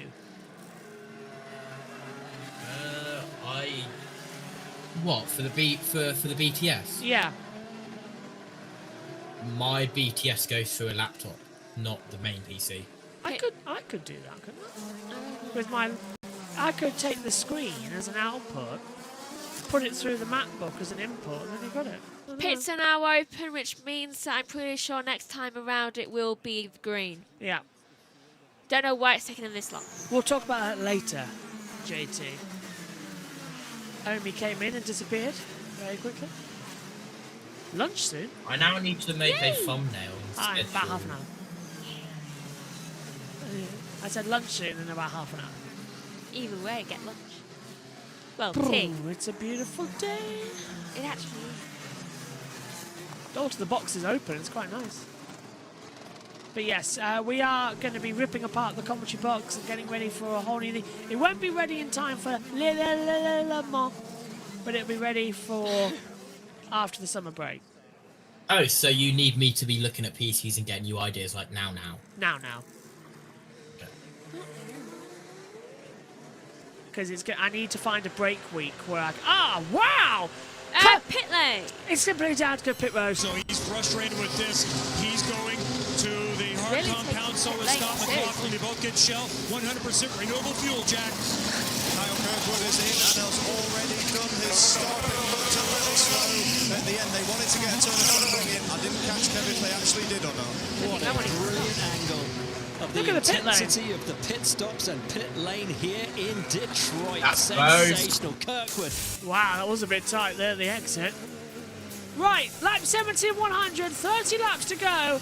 Let's send it back to Tom Gaymore. Yeah, fascinating play there from the number 10 crew and Barry Wanzer and Alex Palou, because they forced the hand to a certain extent of the Andretti, Carl Kirkwood, Brian Herter crew, because they couldn't come in and get the benefit of the overcut there just because they were so short of laps in terms of they didn't want to be doing about 35 laps on the red sidewall tyre. Dixon is out. We saw his race unravel, went down the escape road, and now he's out of the race. That's a real shame for Scott Dixon. He had such a strong weekend up until that point. But back to the Carl Kirkwood thing, they couldn't come in then. So yes, they were in that danger zone for the yellow caution, but they couldn't do much about it. They couldn't do much about Alex Palou as well in terms of the overcut, because they were going to have to stay out for a couple of laps. In the end, it looked as though they were going to pit and try and hang it out on the reds. But going back to what I was saying earlier, that is what choosing the red sidewall tyre does to your strategic and tactical options. You can't afford to have a long final stint on the tyre that is least favourable.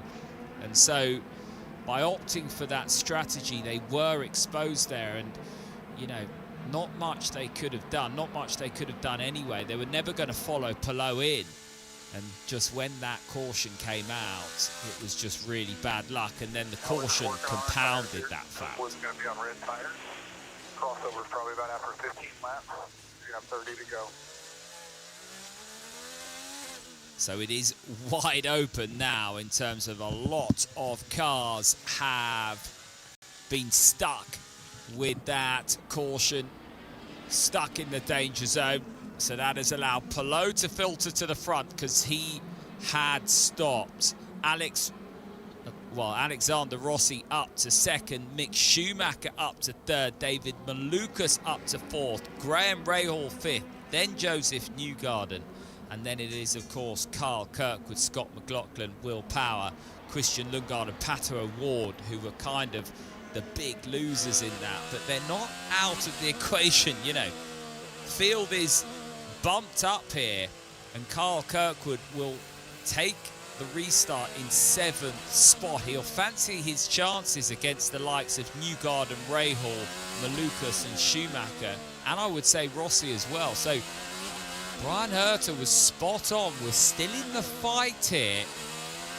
Maybe that the race win might have gone, but it's not out of the question that Carl Kirkwood can fight his way up to 2nd place again. But it all depends on the resilience and the pace of those ahead of him. Scott Dixon is out of the race then. And we've got a penalty for Alexander Rossi. Drive through for taking a full service in a closed pit. Ferrucci, penalty for hitting VK as we come to the restart this time by. Please don't be yellow, breed yellow. JT's with me, Megan's back in a second. JT, it is not that long to go, 28 laps, and it's all hell gonna break loose now. Probably it is, as this is Detroit. We're coming to the green. And it drops. Away we go once more as Aaron Likins throws out the green flag. Down into turn 1, that's a brilliant move. Look at Mick Schumacher in 3rd place, and Malukas runs right into the back of him. No damage to Malukas, but getting a little bit outbraked. Schumacher is on brand new tyres, just the same as everyone else. Malukas. There was a penalty came through there. Malukas goes around the outside, trying to get into Schumacher. Down towards turn 3. Kirkwood gets ahead of Rahal as the penalty notifications go off in the background. Schumacher stays 3rd. Malukas 4th. It's all hell further back as they come down. There goes McLaughlin, almost tagging round Rahal. Malukas still battling with Schumacher. Down into turn 5. There's drama further back. There's contact. And into the wall goes Schumacher. Off goes Malukas. Caution down again. Both are still moving, however, so it won't be a long caution. Don't know why that was a yellow.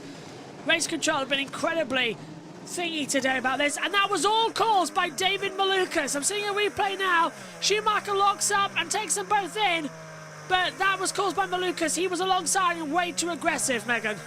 Came in the right time. Way too aggressive, the pair of them. And now they've both lost all the position they had. Watch. Schumacher comes out of 4. Malukas alongside him. They bang into each other. Then Schumacher locks up and just goes straight on and brings out Malukas. And the reason why he locked up was because Malukas hit him in the first place. Yeah. What was he thinking there? You do not speed up on the exit of a corner. Well, you do. No, you don't speed up when the other right in to another driver. He did go incredibly early.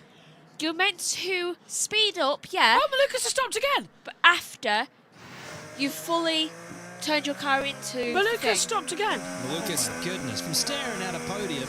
Maluka stopped coming out of turn 8 again. So there's more problems now. Is he locking up that? We don't know. JT, what did you make of that little melee? A mess. Yellows breed yellows. I'm trying to work out. That's what Ria Most has said. Oh, pit road. As soon as a hot dog wrapper blows on the track, but it turns the race into something that isn't based on merit, and I don't love that. The last two yellows we had, the incident cleared within seconds, and I just think there's got to be a middle ground to not ruin the race for people based on something that doesn't really need to be a full course yellow. And the way that restart played out, maybe the win's back on the table for you guys now. Yeah, I hope so. Kyle's done a great job. We're back in the top 3 here. Rossi's got a penalty. We got a tire offset with Pelosi, so it's going to be interesting these last 25 laps. Thank you, Brian. Brian Hurst, I think, saying what we all think is that, the cautions are coming out. Someone's a bit so too button fast. happy right now. Yeah. Race control thinking it's still an oval. It's like, oh no, someone's crashed. It will affect the entire field. It doesn't. I don't like it. I really don't. It's a bit useless. That Corvette really does actually look like one of those Star Trek aliens. Google Star Trek, let that be your last battlefield, and look at the aliens in it. It makes me want to watch Star Trek. It was a race war. I am black on the right side and white on the left. He is white on the left and black on the right. We are 2 entirely different species, and I hate him. Which one's that in again? Let that be your last battlefield. No, I mean which series? Original series.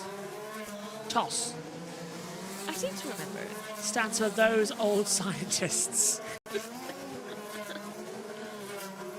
Hertu is right about the yellows today, says Rash. Yeah, a hot dog rapper, says Wesley. Yellows breed yellows and Rass. I want to watch Star Trek again from the beginning. Powerman Plus. I remember, I used to watch so much of the original series when I was little. Which beginning? That's it. Right.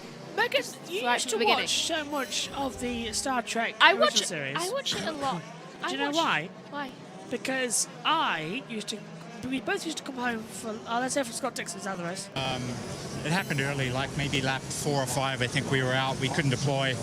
And then it had problems regenning, and once it does it, then it just goes into failure mode, so it almost stopped on the caution. And then I think with the alarm that you get now, if you drive it, you got to buy the system. So I don't think anybody wants to buy these. Ooh! Dixon said that nobody wants to buy the hybrids. I mean, he's right. He's right. But tough. Motorsport's in a weird place right now where they're going to ditch the hybrids very quickly because they realize they don't work. Anyway, you watched a lot of the original series of Star Trek because we both used to come home for lunch from school. We did. Plus, also, you weren't at school just yet.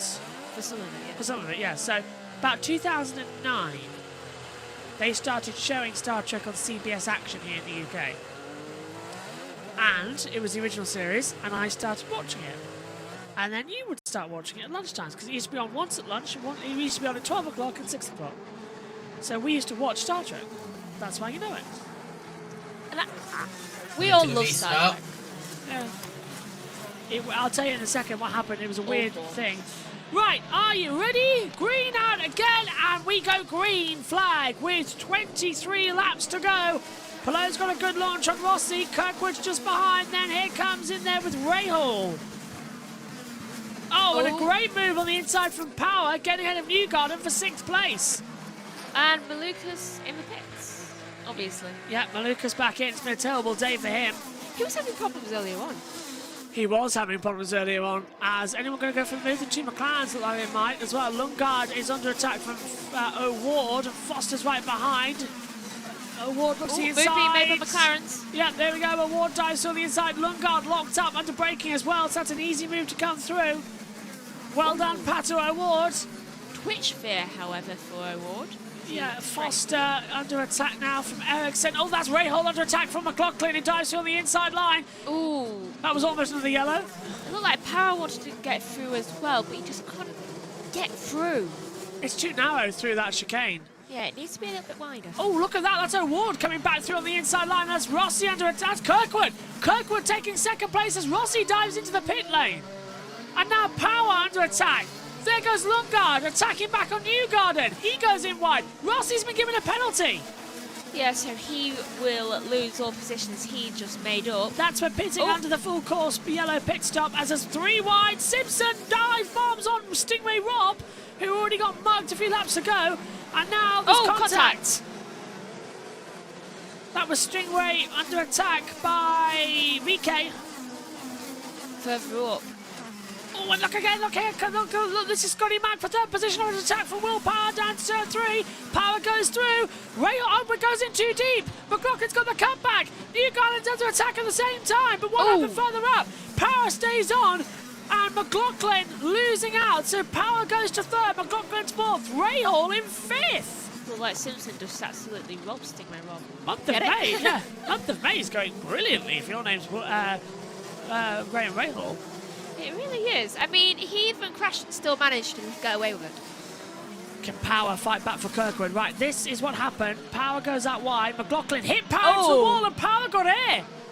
McLaughlin's going to get a penalty for that. He forced Power into the wall. Yeah, that's not nice, Scott. That's not nice. Yeah, McLaughlin comes back on the inside and then just forces Power off, and Power got air. That could have ended up nasty. Lucky Power's got no damage, actually. Yeah, I only saw a little bit fly off, but that's only a slight bit of a wing. See, the top of his wings is gone. That's now put Kirkwood and Palou in a race of their own at the moment. The top 2 in the championship. Palou leading from Kirkwood by 3/10, and Kirkwood's all over the back of Alex. Alex on black primaries, but then red alternatives for Carl Kirkwood. He's faster. Take a look at the alternative tyres, look. Kirkwood, red, black, red. Palou, red, red, black. Has anyone just stuck to one colour? Yeah, Scott Dixon did before. He would have run blacks at the end of the race. Right. But you have to run both sets of tyres in the event. As Power McLaughlin dropped to 6th and 7th. Why are they always together on the track today? All those days. Rosenquist ahead of McLaughlin and Foster. Rosenquist out to P7. Yellow, yellow, yellow, yellow. Who's it now? 20 to go. Who is it? Well, I wonder if Will Power's coming to the pit lane, so I wonder if it was Power who's had problems. Meantime, it's Ferrucci. Ferrucci stops. Oh, has he actually got a problem from earlier on? He does, yeah. Maybe that's why he stopped. Maybe he did run it. Interesting. Pace car out then. You see, this is a situation where you do have the yellows, because Ferrucci ain't started again. Even if that was just a runoff area just up there, so... Just push him. I keep saying maybe we should have a full, like a virtual safety car in IndyCar for street circuits. I desperately want one of the cars to just go like really slowly and just push the other car into that area. And just reverse and be like, bye. See, if this was a virtual safety car, it wouldn't actually take that long to recover it, because now we're going to have 5 laps lost for this. It's always mandatory, like 5 laps. Yeah. JT, this is not ideal. We should really look into, for street courses and road courses, having virtual safety cars run full pace car, because this is ridiculous. I'm going to say, like, a hot take here. Go on. Might be a hot take. I'm going to say, no, we do not need a virtual safety car in IndyCar. Why? Because they cannot even throw a full caution when they need to. Cough, cough, Indy GP. So, why add the added confusion of the officials wondering, oh, is it a virtual safety car or is it a full course caution when they can't even throw a full course caution when they need to? Well, they certainly like to throw the red flag in the Indy 500 for no apparent reason. Fair point from both of you. Oh, that's Will Power out of the race! Was it? No! No! Will Power getting airborne from Scott McLaughlin has damaged the car too much. He is out. That's it. Where's McLaughlin? It's time for the execution squad. Hi. Another hot take. I stand by my point in the Indy 500 that the red flag was needed because they needed to do a full track inspection with every single track vehicle, which would not have been able to be done with cars going around the circuit. Are you on about the rain one or the Kyle Collette one? The rain one. The Kyle Collette one also should have been a red. Yeah, that was a red flag. I am on about the rain one. They also needed to save fuel. It was tiny rain. That was a weird start last week. It was infuriating. Wasn't it about this time a week ago we were still standing in the commentary box ready? It was towards the end of the race, wasn't it? The race... No, we were halfway through the race because 9 o'clock F1 was the F1 started start, at... Yeah, and they finished... They were around the same time. But lap 100, weren't we? Yeah. Which is ironic because we had 19 to go before we get to lap 100 now. I think actually we were under red flag a week ago today. Right now. Could have been. Oh, this is one of those days. Hybrid issue for Dixon. Oh, yeah, that's why he's out of the race. That's That's confirmed. late news. Yeah, but it's confirmed. Oh, that is a shame. Tom Gamer's just said it's a Honda 1, 2, 3, and he's right. Palou, Kirkwood, Rahal. Good day for Honda. Yeah, but when it's the home of Chevrolet, has the Chevrolet Detroit Grand Prix for Honda to take it, it's a bit of a middle finger. Especially as Palou is in the HRC liveried car. I love how Rahal's third. Pace car, look out. You've got a vehicle and a walking driver in front of you, say race control. Pace car, look out. Pace car had to be told to look out. Blimey, this is a bit of a mental day. Let's check in with Tom Gamer. Tyre is diminishing lap by lap. Well, we're going to go green this time. So let's head back to Will Buxton, T-Bell and Hitch for the call to the finish. 18 to go. We'll go green next time by. Yeah, I was saying, by the way, just to clarify, that this race is sponsored by Chevrolet and Honda have embarrassed them in their home city. Good. It is embarrassing. I love Chevrolet. We have one. You hate Honda, though. I know, but sometimes it's just hilarious to see Honda, who's not usually so far up the field of things, to win. I only tend to like Honda in MotoGP because I have nothing against the MotoGP version of Honda. However, when you're on four wheels, you ruin Fernando Alonso's career.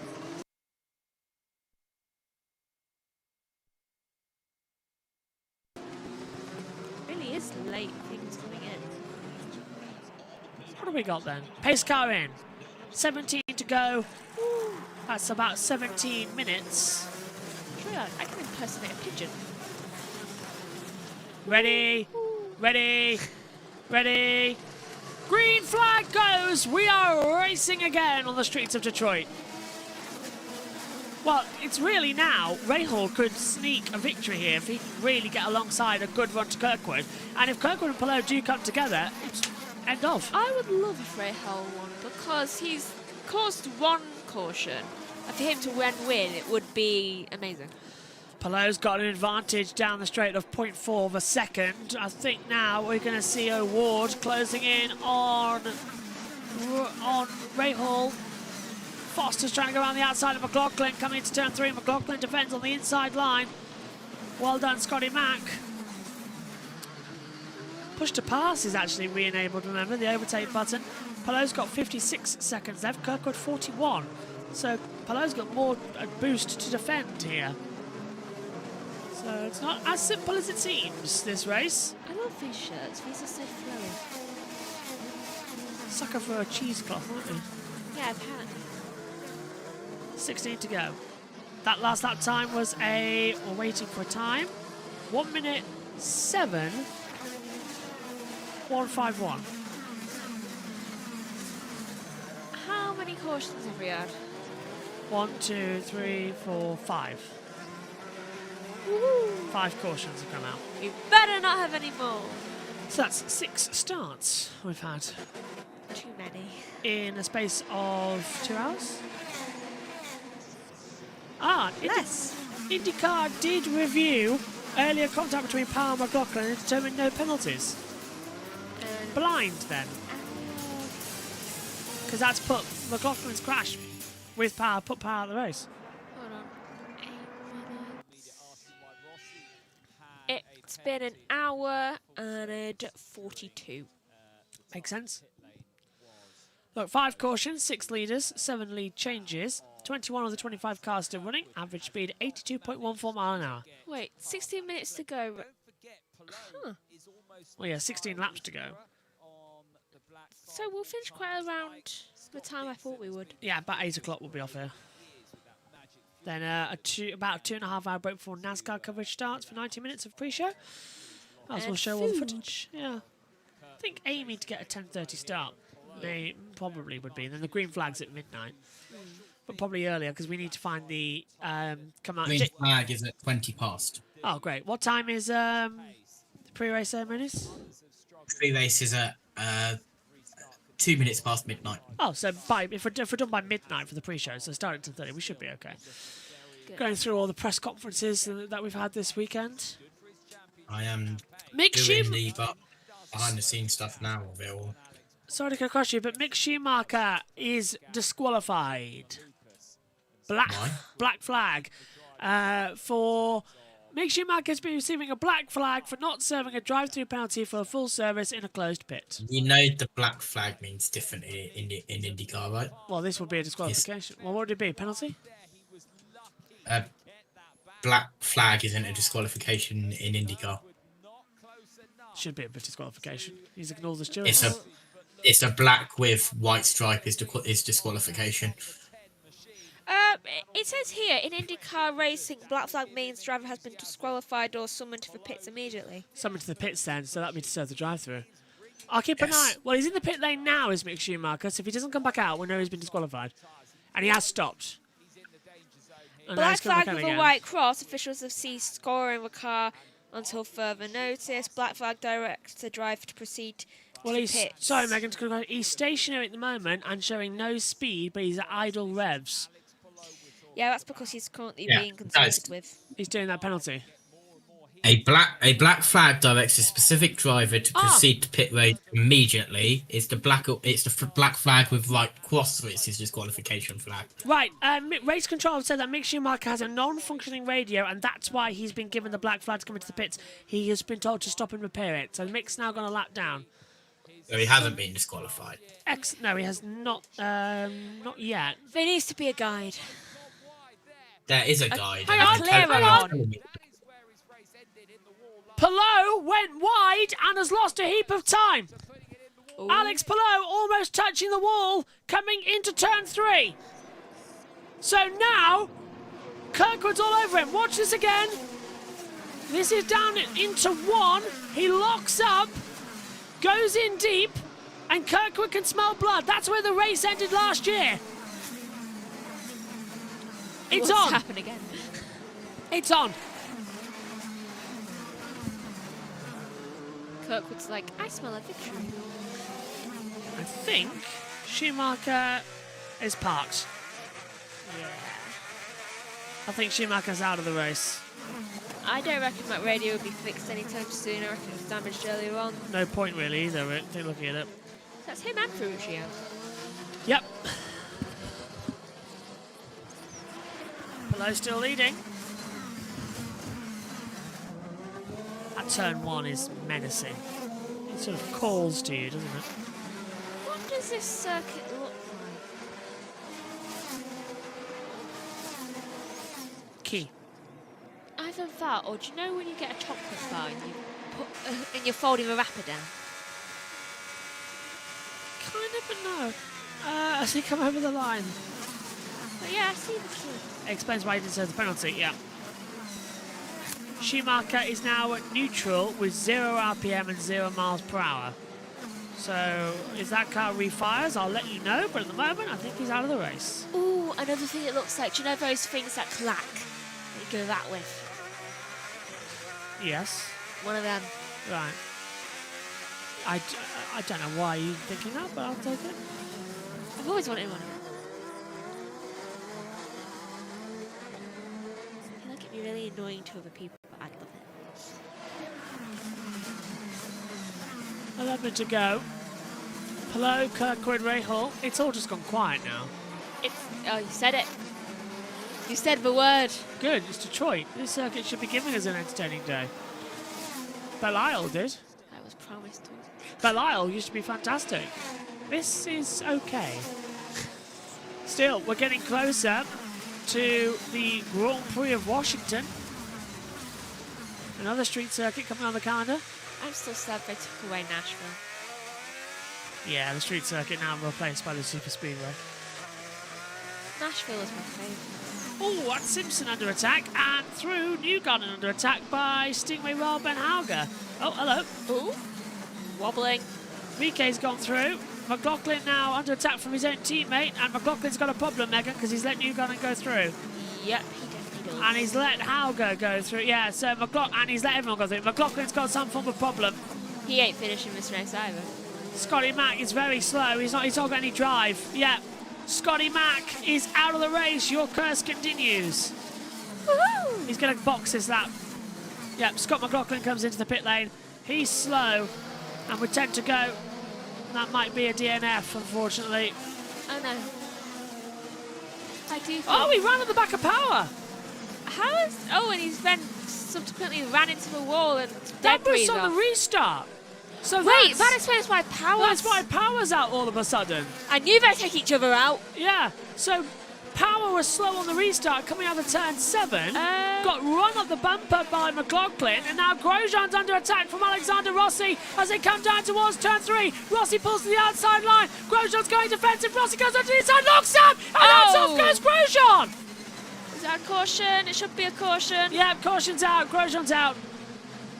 Yeah, but also I think this would be a perfect time for Siegel to just come into a pit lane and get his front wing checked, because that's moving around way too much. I think he's had contact. I don't know what Rossi was thinking about. I was looking on the onboard camera just now. He switched direction so much and just locks up. And what was that from Rossi? That was what I mean about Siegel. That was a daft manoeuvre from Rossi. That was never on. I know he's racing with a damaged foot, but come on. Yeah. Well, this is the replay we just saw on the battle cam, Megs. What do you make of it? Okay, so yeah, that wasn't right. I don't know what move he was trying to make, but it did not work out well at all. First, do you see what I mean about Siegel's front wing? Yeah, it's got a chap bite on the back of Rossi. You're right. Good spot, Megs. That full Courciello was actually thrown before we knew if Grosjean was stopped. I knew it would be. That is not good news, but it's helpful for Carl Kirkwood, I suppose. 9 laps to go, which means that if they get, since he's done a run-off over, it should be easier to get him out, so that will restart around 4 laps to go. Well, I think for the first time, Grosjean can say, I think somebody else hit me. Are they doing a pit stop here? Well, Grosjean's wing is damaged, but the suspension's fine, so they've taken off the front wing, the AMR safety group. He'll go back, get a new front wing, and stay in the race. Good for him. I love the AMR safety team. Formula 1 should have things like that. Sorry, Georgia, the Explorer, what we got? Staring at his 3rd podium of the season. And what a show he is putting on right now. But one thing I have noticed, we have seen time and time again, or really heard how chatty and vocal Graham can be on the radio. Right now, in these past maybe 30 or so laps, he's been completely silent. You can tell that under that helmet and inside that car, it's full focus going forward. Green this time around. It will be 7 to go in Detroit. Wow. A grandstand finish. Alex Palou against Carl Kirkwood. Does Kirkwood have... Megan. That was a very quick caution. Why couldn't the others be like that? Do you know the ones where they got away really, really quickly and it's just like we had a caution for like 4 extra laps? Why couldn't they have been like this one where it's just like 1 lap caution and then immediately go to the side? I mean, did they listen? I think they must have listened to Brian Heller. To be like, oh yeah, we are putting this out for way too long. Radio.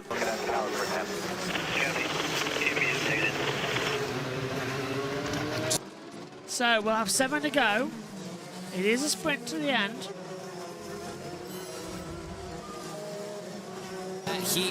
There's that autocom communication again. Sounds like a 1967 Doctor Who when the Cybermen invaded.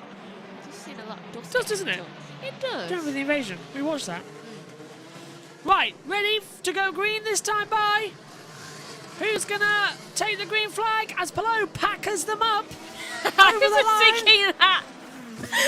into turn 1? Palou, Kirkwood, Rahal, O'Ward, Lungar, the top 5. Inside joke there. Watch the 1960s Doctor Who story of the invasion and see how long time the main villain says the word Packer, who's his assistant. It's something like 100 times? 69. 69 exactly, there you go. Which we also laughed about. Yeah. Palou's used quite a lot of his boost to get ahead of Kirkwood. He's now down to 24 seconds. Kirkwood's got 26. Rahal's only got 1. But O'Ward's got 18. Lungard's got 43. But catching is one thing, passing is quite another at this place. Why do I feel this is going to be a disastrous restart? Well, we'll probably have another yellow flag, and they'll probably end under yellow. We might have a red flag with 2 to go, something like that. Palou will probably go, lock up, go in the barrier, take out Kirkwood. Rahal goes through. Yellow and checker take it together for Rahal, with fireworks everywhere. Rahal will be happy. Rahal's praying for that to happen right now. You can just see it. He's on the hard combat tire. Kirkwood's on soft, so I'm surprised that they're lasting this longer. That's why he's off the radio. He's just really hoping really hard that will happen. 6 to go. Count the lap we're on. I don't think Grover's coming in. Palou leads. Kirkwood's closing him in. Kirkwood's on the push to pass. Palou isn't. And look at now, O'Ward coming around the outside line, trying to have a go on Rahal. Stay away from Rahal. Oh, but he's got the inside. O'Ward, stay away. Lungard, sort out O'Ward, quick. Boogity, boogity, boogity. I hope Siegel went into pit lane. Rossi, Grosjean, Schumacher. No, Schumacher's out, by the way. Officially. Yeah, Grosjean might also be out. We're really losing them like flies today. It's because I'm here. Kirkwood is all over the back. Look, Palou now 12 seconds, Kirkwood 15. 5 to go in Detroit. Where's Rosenquist? I do not know. Where is Rosenquist? Oh, there he is, 6th. Yeah. Yeah, I hope Siegel sorted out his front wing. I don't think he did, though. This is a masterclass from Palou, unless Kirkwood can come back through. And here's... I've just seen a thumbnail designed by Joe Samaniego for tonight's Grid Network show. Palou and Honda embarrassed Chevy at Detroit. Well, they might have to change it to Kirkwood at this rate, because he's right on the back of it. They've already pulled out 2.5 seconds to Rahal. I don't think... Do you think Kirkwood will get him, or Palou's got this? I want Rahal to win. It's not going to happen unless these two crash. Let's face it. I don't want either of them to crash. As Nash says, Kirkwood deep beat Palou at Arlington with a stunning manoeuvre. So it's calm. It could all be down there. Hello to everyone, by the way, still watching us on both JB Motorsports on YouTube, Twitch, and to the Ultimate Sports Media, USM. Hello. Kirkwood goes defensive again. He's trying to find an attack way through, but Palou is leading this race beautifully. Schumacher is back out on the track. Oh. So we've gained one back. He's 9 laps down, but he's still out there. I wouldn't even bother putting me back out. Probably to check the car works ahead of next week. Then he'll go in next one. Where are we next week, anyway? Here's a replay of Rossi. Oh, Bob Morado. We're at St. Louis. I don't know why we're getting a replay of Rossi.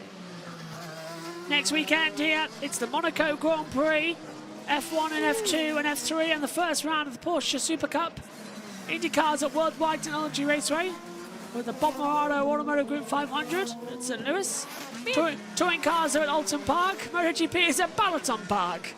So Megan's on MotoGP, me and JT on touring cars, and then everyone else flying around with F1. Me and Josh raced the Monaco thing of the game a few days ago. You were still terrible. Hey, I was good. Wait a minute, I won.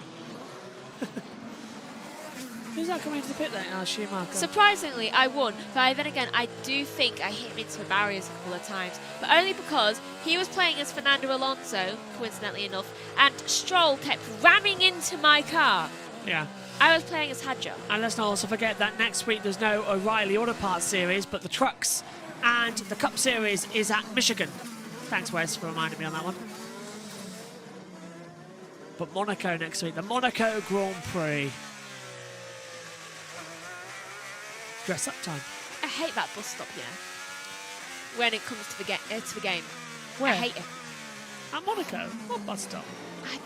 Is it a bus stop? It's that square thing. Casino Square. Yeah, that. That square thing in Monaco. Oh, you mean Casino Square? I don't know. Sandoval, Massenet, Beaurivage, Sandoval, Beaurivage, Massenet, Casino Square, Mirabeau, Lowe's, Portier 1 and 2, Tunnel, Nouvelle, Tabac, Swim, Louis. Wait, it's after the tunnel. Yeah, Louis. Oh, that's the Nouvelle chicane. Yeah, the Nouvelle chicane. I hate that. Yeah. Then down into Tabac, through the Louis Jean chicane, through the swimming pool chicane, into the Rascasse, Anthony Nogues, under the line. I think I call it the bus stop because it looks like a bus stop. It's the Nouvelle chicane. Either way, I hate it. White flag in the air then, coming through for Alex Palou. 1 to go. Do we see the white flag being taken? No, we do not. There it is. Fox missed it. They're a bit late, aren't they? Fox missed one of the most important stages of the race, which is seeing the driver receive the white flag. Because Will Buxton has to say the magic lines. White flag, sponsored by Credit One Bank. They have to sponsor a flag? Yeah. Last lap, sponsored by Credit One Bank. Oh, did not know that. Even I have to say it. Yeah. So I have to say it selects races in NASCAR. Sometimes I forget to say it. I should really have it printed out somewhere on the commentary box wall. White flag, do this. Well, Palou, he's through the 6-7 chicane, he's down to 8, he's on the line now, the checker flag is coming out. You can stand up? He's into the last corner now. Now stand up. 3 poles in a row, and it'll be 2 out of 3 victories. Alex Palou takes the checkered flags and wins on the streets of Detroit. Finally! Woo! Second victory on the streets for Alex Palou. He won here back in 2023. Crashed down in 24. Well, he finished 16th in 24, crashed out in 25. First time he wins since the inaugural event. Well done, Alex Palou. Honda embarrassed Chevy. As we've lost sound. What a race, Megs. Good one, I think. It was a very good one. And that was a lockout there. Yep. Honda look out the podium with Kyle Kirkwood second and Graham Rahal third as the helicopter camera gets a bit dizzy. There's only 3 Chevys. I don't know if it's my audio that's disappeared, so I'm just going to go up a channel, check if Djokovic and... Yeah, that is working. So down the channel. There we go. Slight little glitch. Oh. Well done. Very well done. Next up, the NASCAR Craftman Truck Series. Oh, what am I on about? Next up, the NASCAR Cup Series race from Nashville. It's been a long day for you. Very long day. Nashville is coming up. Sound issues! It was them! There we go. So it was them. I thought it was me for a split second. Thank you to our friend Tom Gamer. Right, we're just going to set up the redirect as well because we will be set up for the NASCAR Cup Series race. And don't forget, if you are a member of JB Motorsports, you can subscribe to become a member of the channel and you can watch behind the scenes all the access of how we do a weekend. Look at that. If we take a look at JT with panic on his oh, I nearly knocked over the trinkles of the entire desk. I knew that would happen. If we take a look quickly at the 2 cam, there it is. There is the behind the scenes. JT, go on. When you opened that earlier, with a clock, with a working clock. Look at that, incredible. Yeah. That is what's coming up. Do you know, as soon as you opened that earlier, I thought at some point he's going to almost knock that over. And that nearly happened. Look at that. Honda 123. They dominate at Chevy's home playground. Megs, we'll let you go now. How did you think of that one? What did you think of that one? It was good. I liked the strategies. And it, yet again, my curse strikes Scott McLaughlin. Every time. Well done. Well done. Right, go and have some food. I'll have some food soon too. Okay. Let's head down to Fox and the Sky team to get our top threes post-reaction as the podium looks over the pit lane here in Detroit. Let's go first to Tom Gamer. In the month of May. Let's send it back to Will Buxton and the Fox team.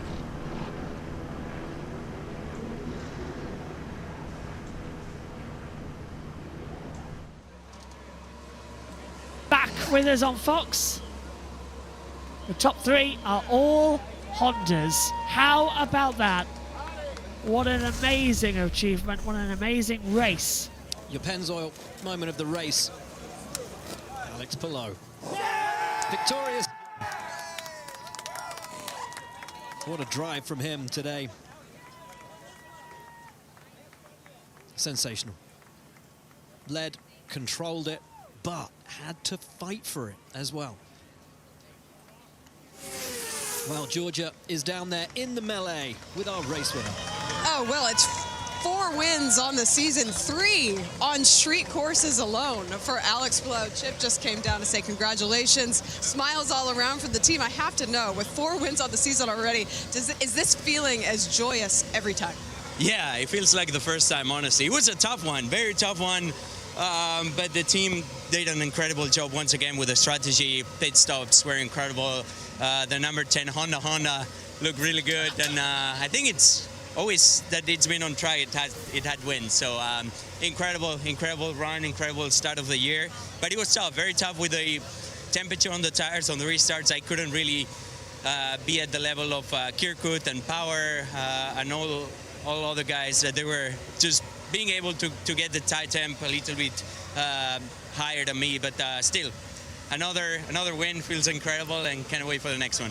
It really was tough. You really had to fight for this one, but what set you and your team apart? Just track position, being able to be up front was key. On the first stint, I started struggling. Will started struggling, then I kind of put myself in a bad spot and lost 2 positions with Lundgaard and I don't know who else. Oh, McLaughlin. So I kind of, lost those positions there, but the team made a great call just to be safe with the yellow and kind of worked out for us. So. Massive congratulations. 23rd win of his career. That's Alex Palou, victorious here on the streets of Detroit. Kyle Kirkwood, P2. Well, you're always messing with me, man, but you had a fantastic day. Started 6th, up to P2. Already saw you dissecting the race with your strategist, Brian Herter. That's a pretty great day, right, from where you started to where you ended? Yeah, you know, I'm happy with that. You know, Sam's Club Honda was really fast. We took a little bit of a gamble on tires there, being the only guy on reds at the end.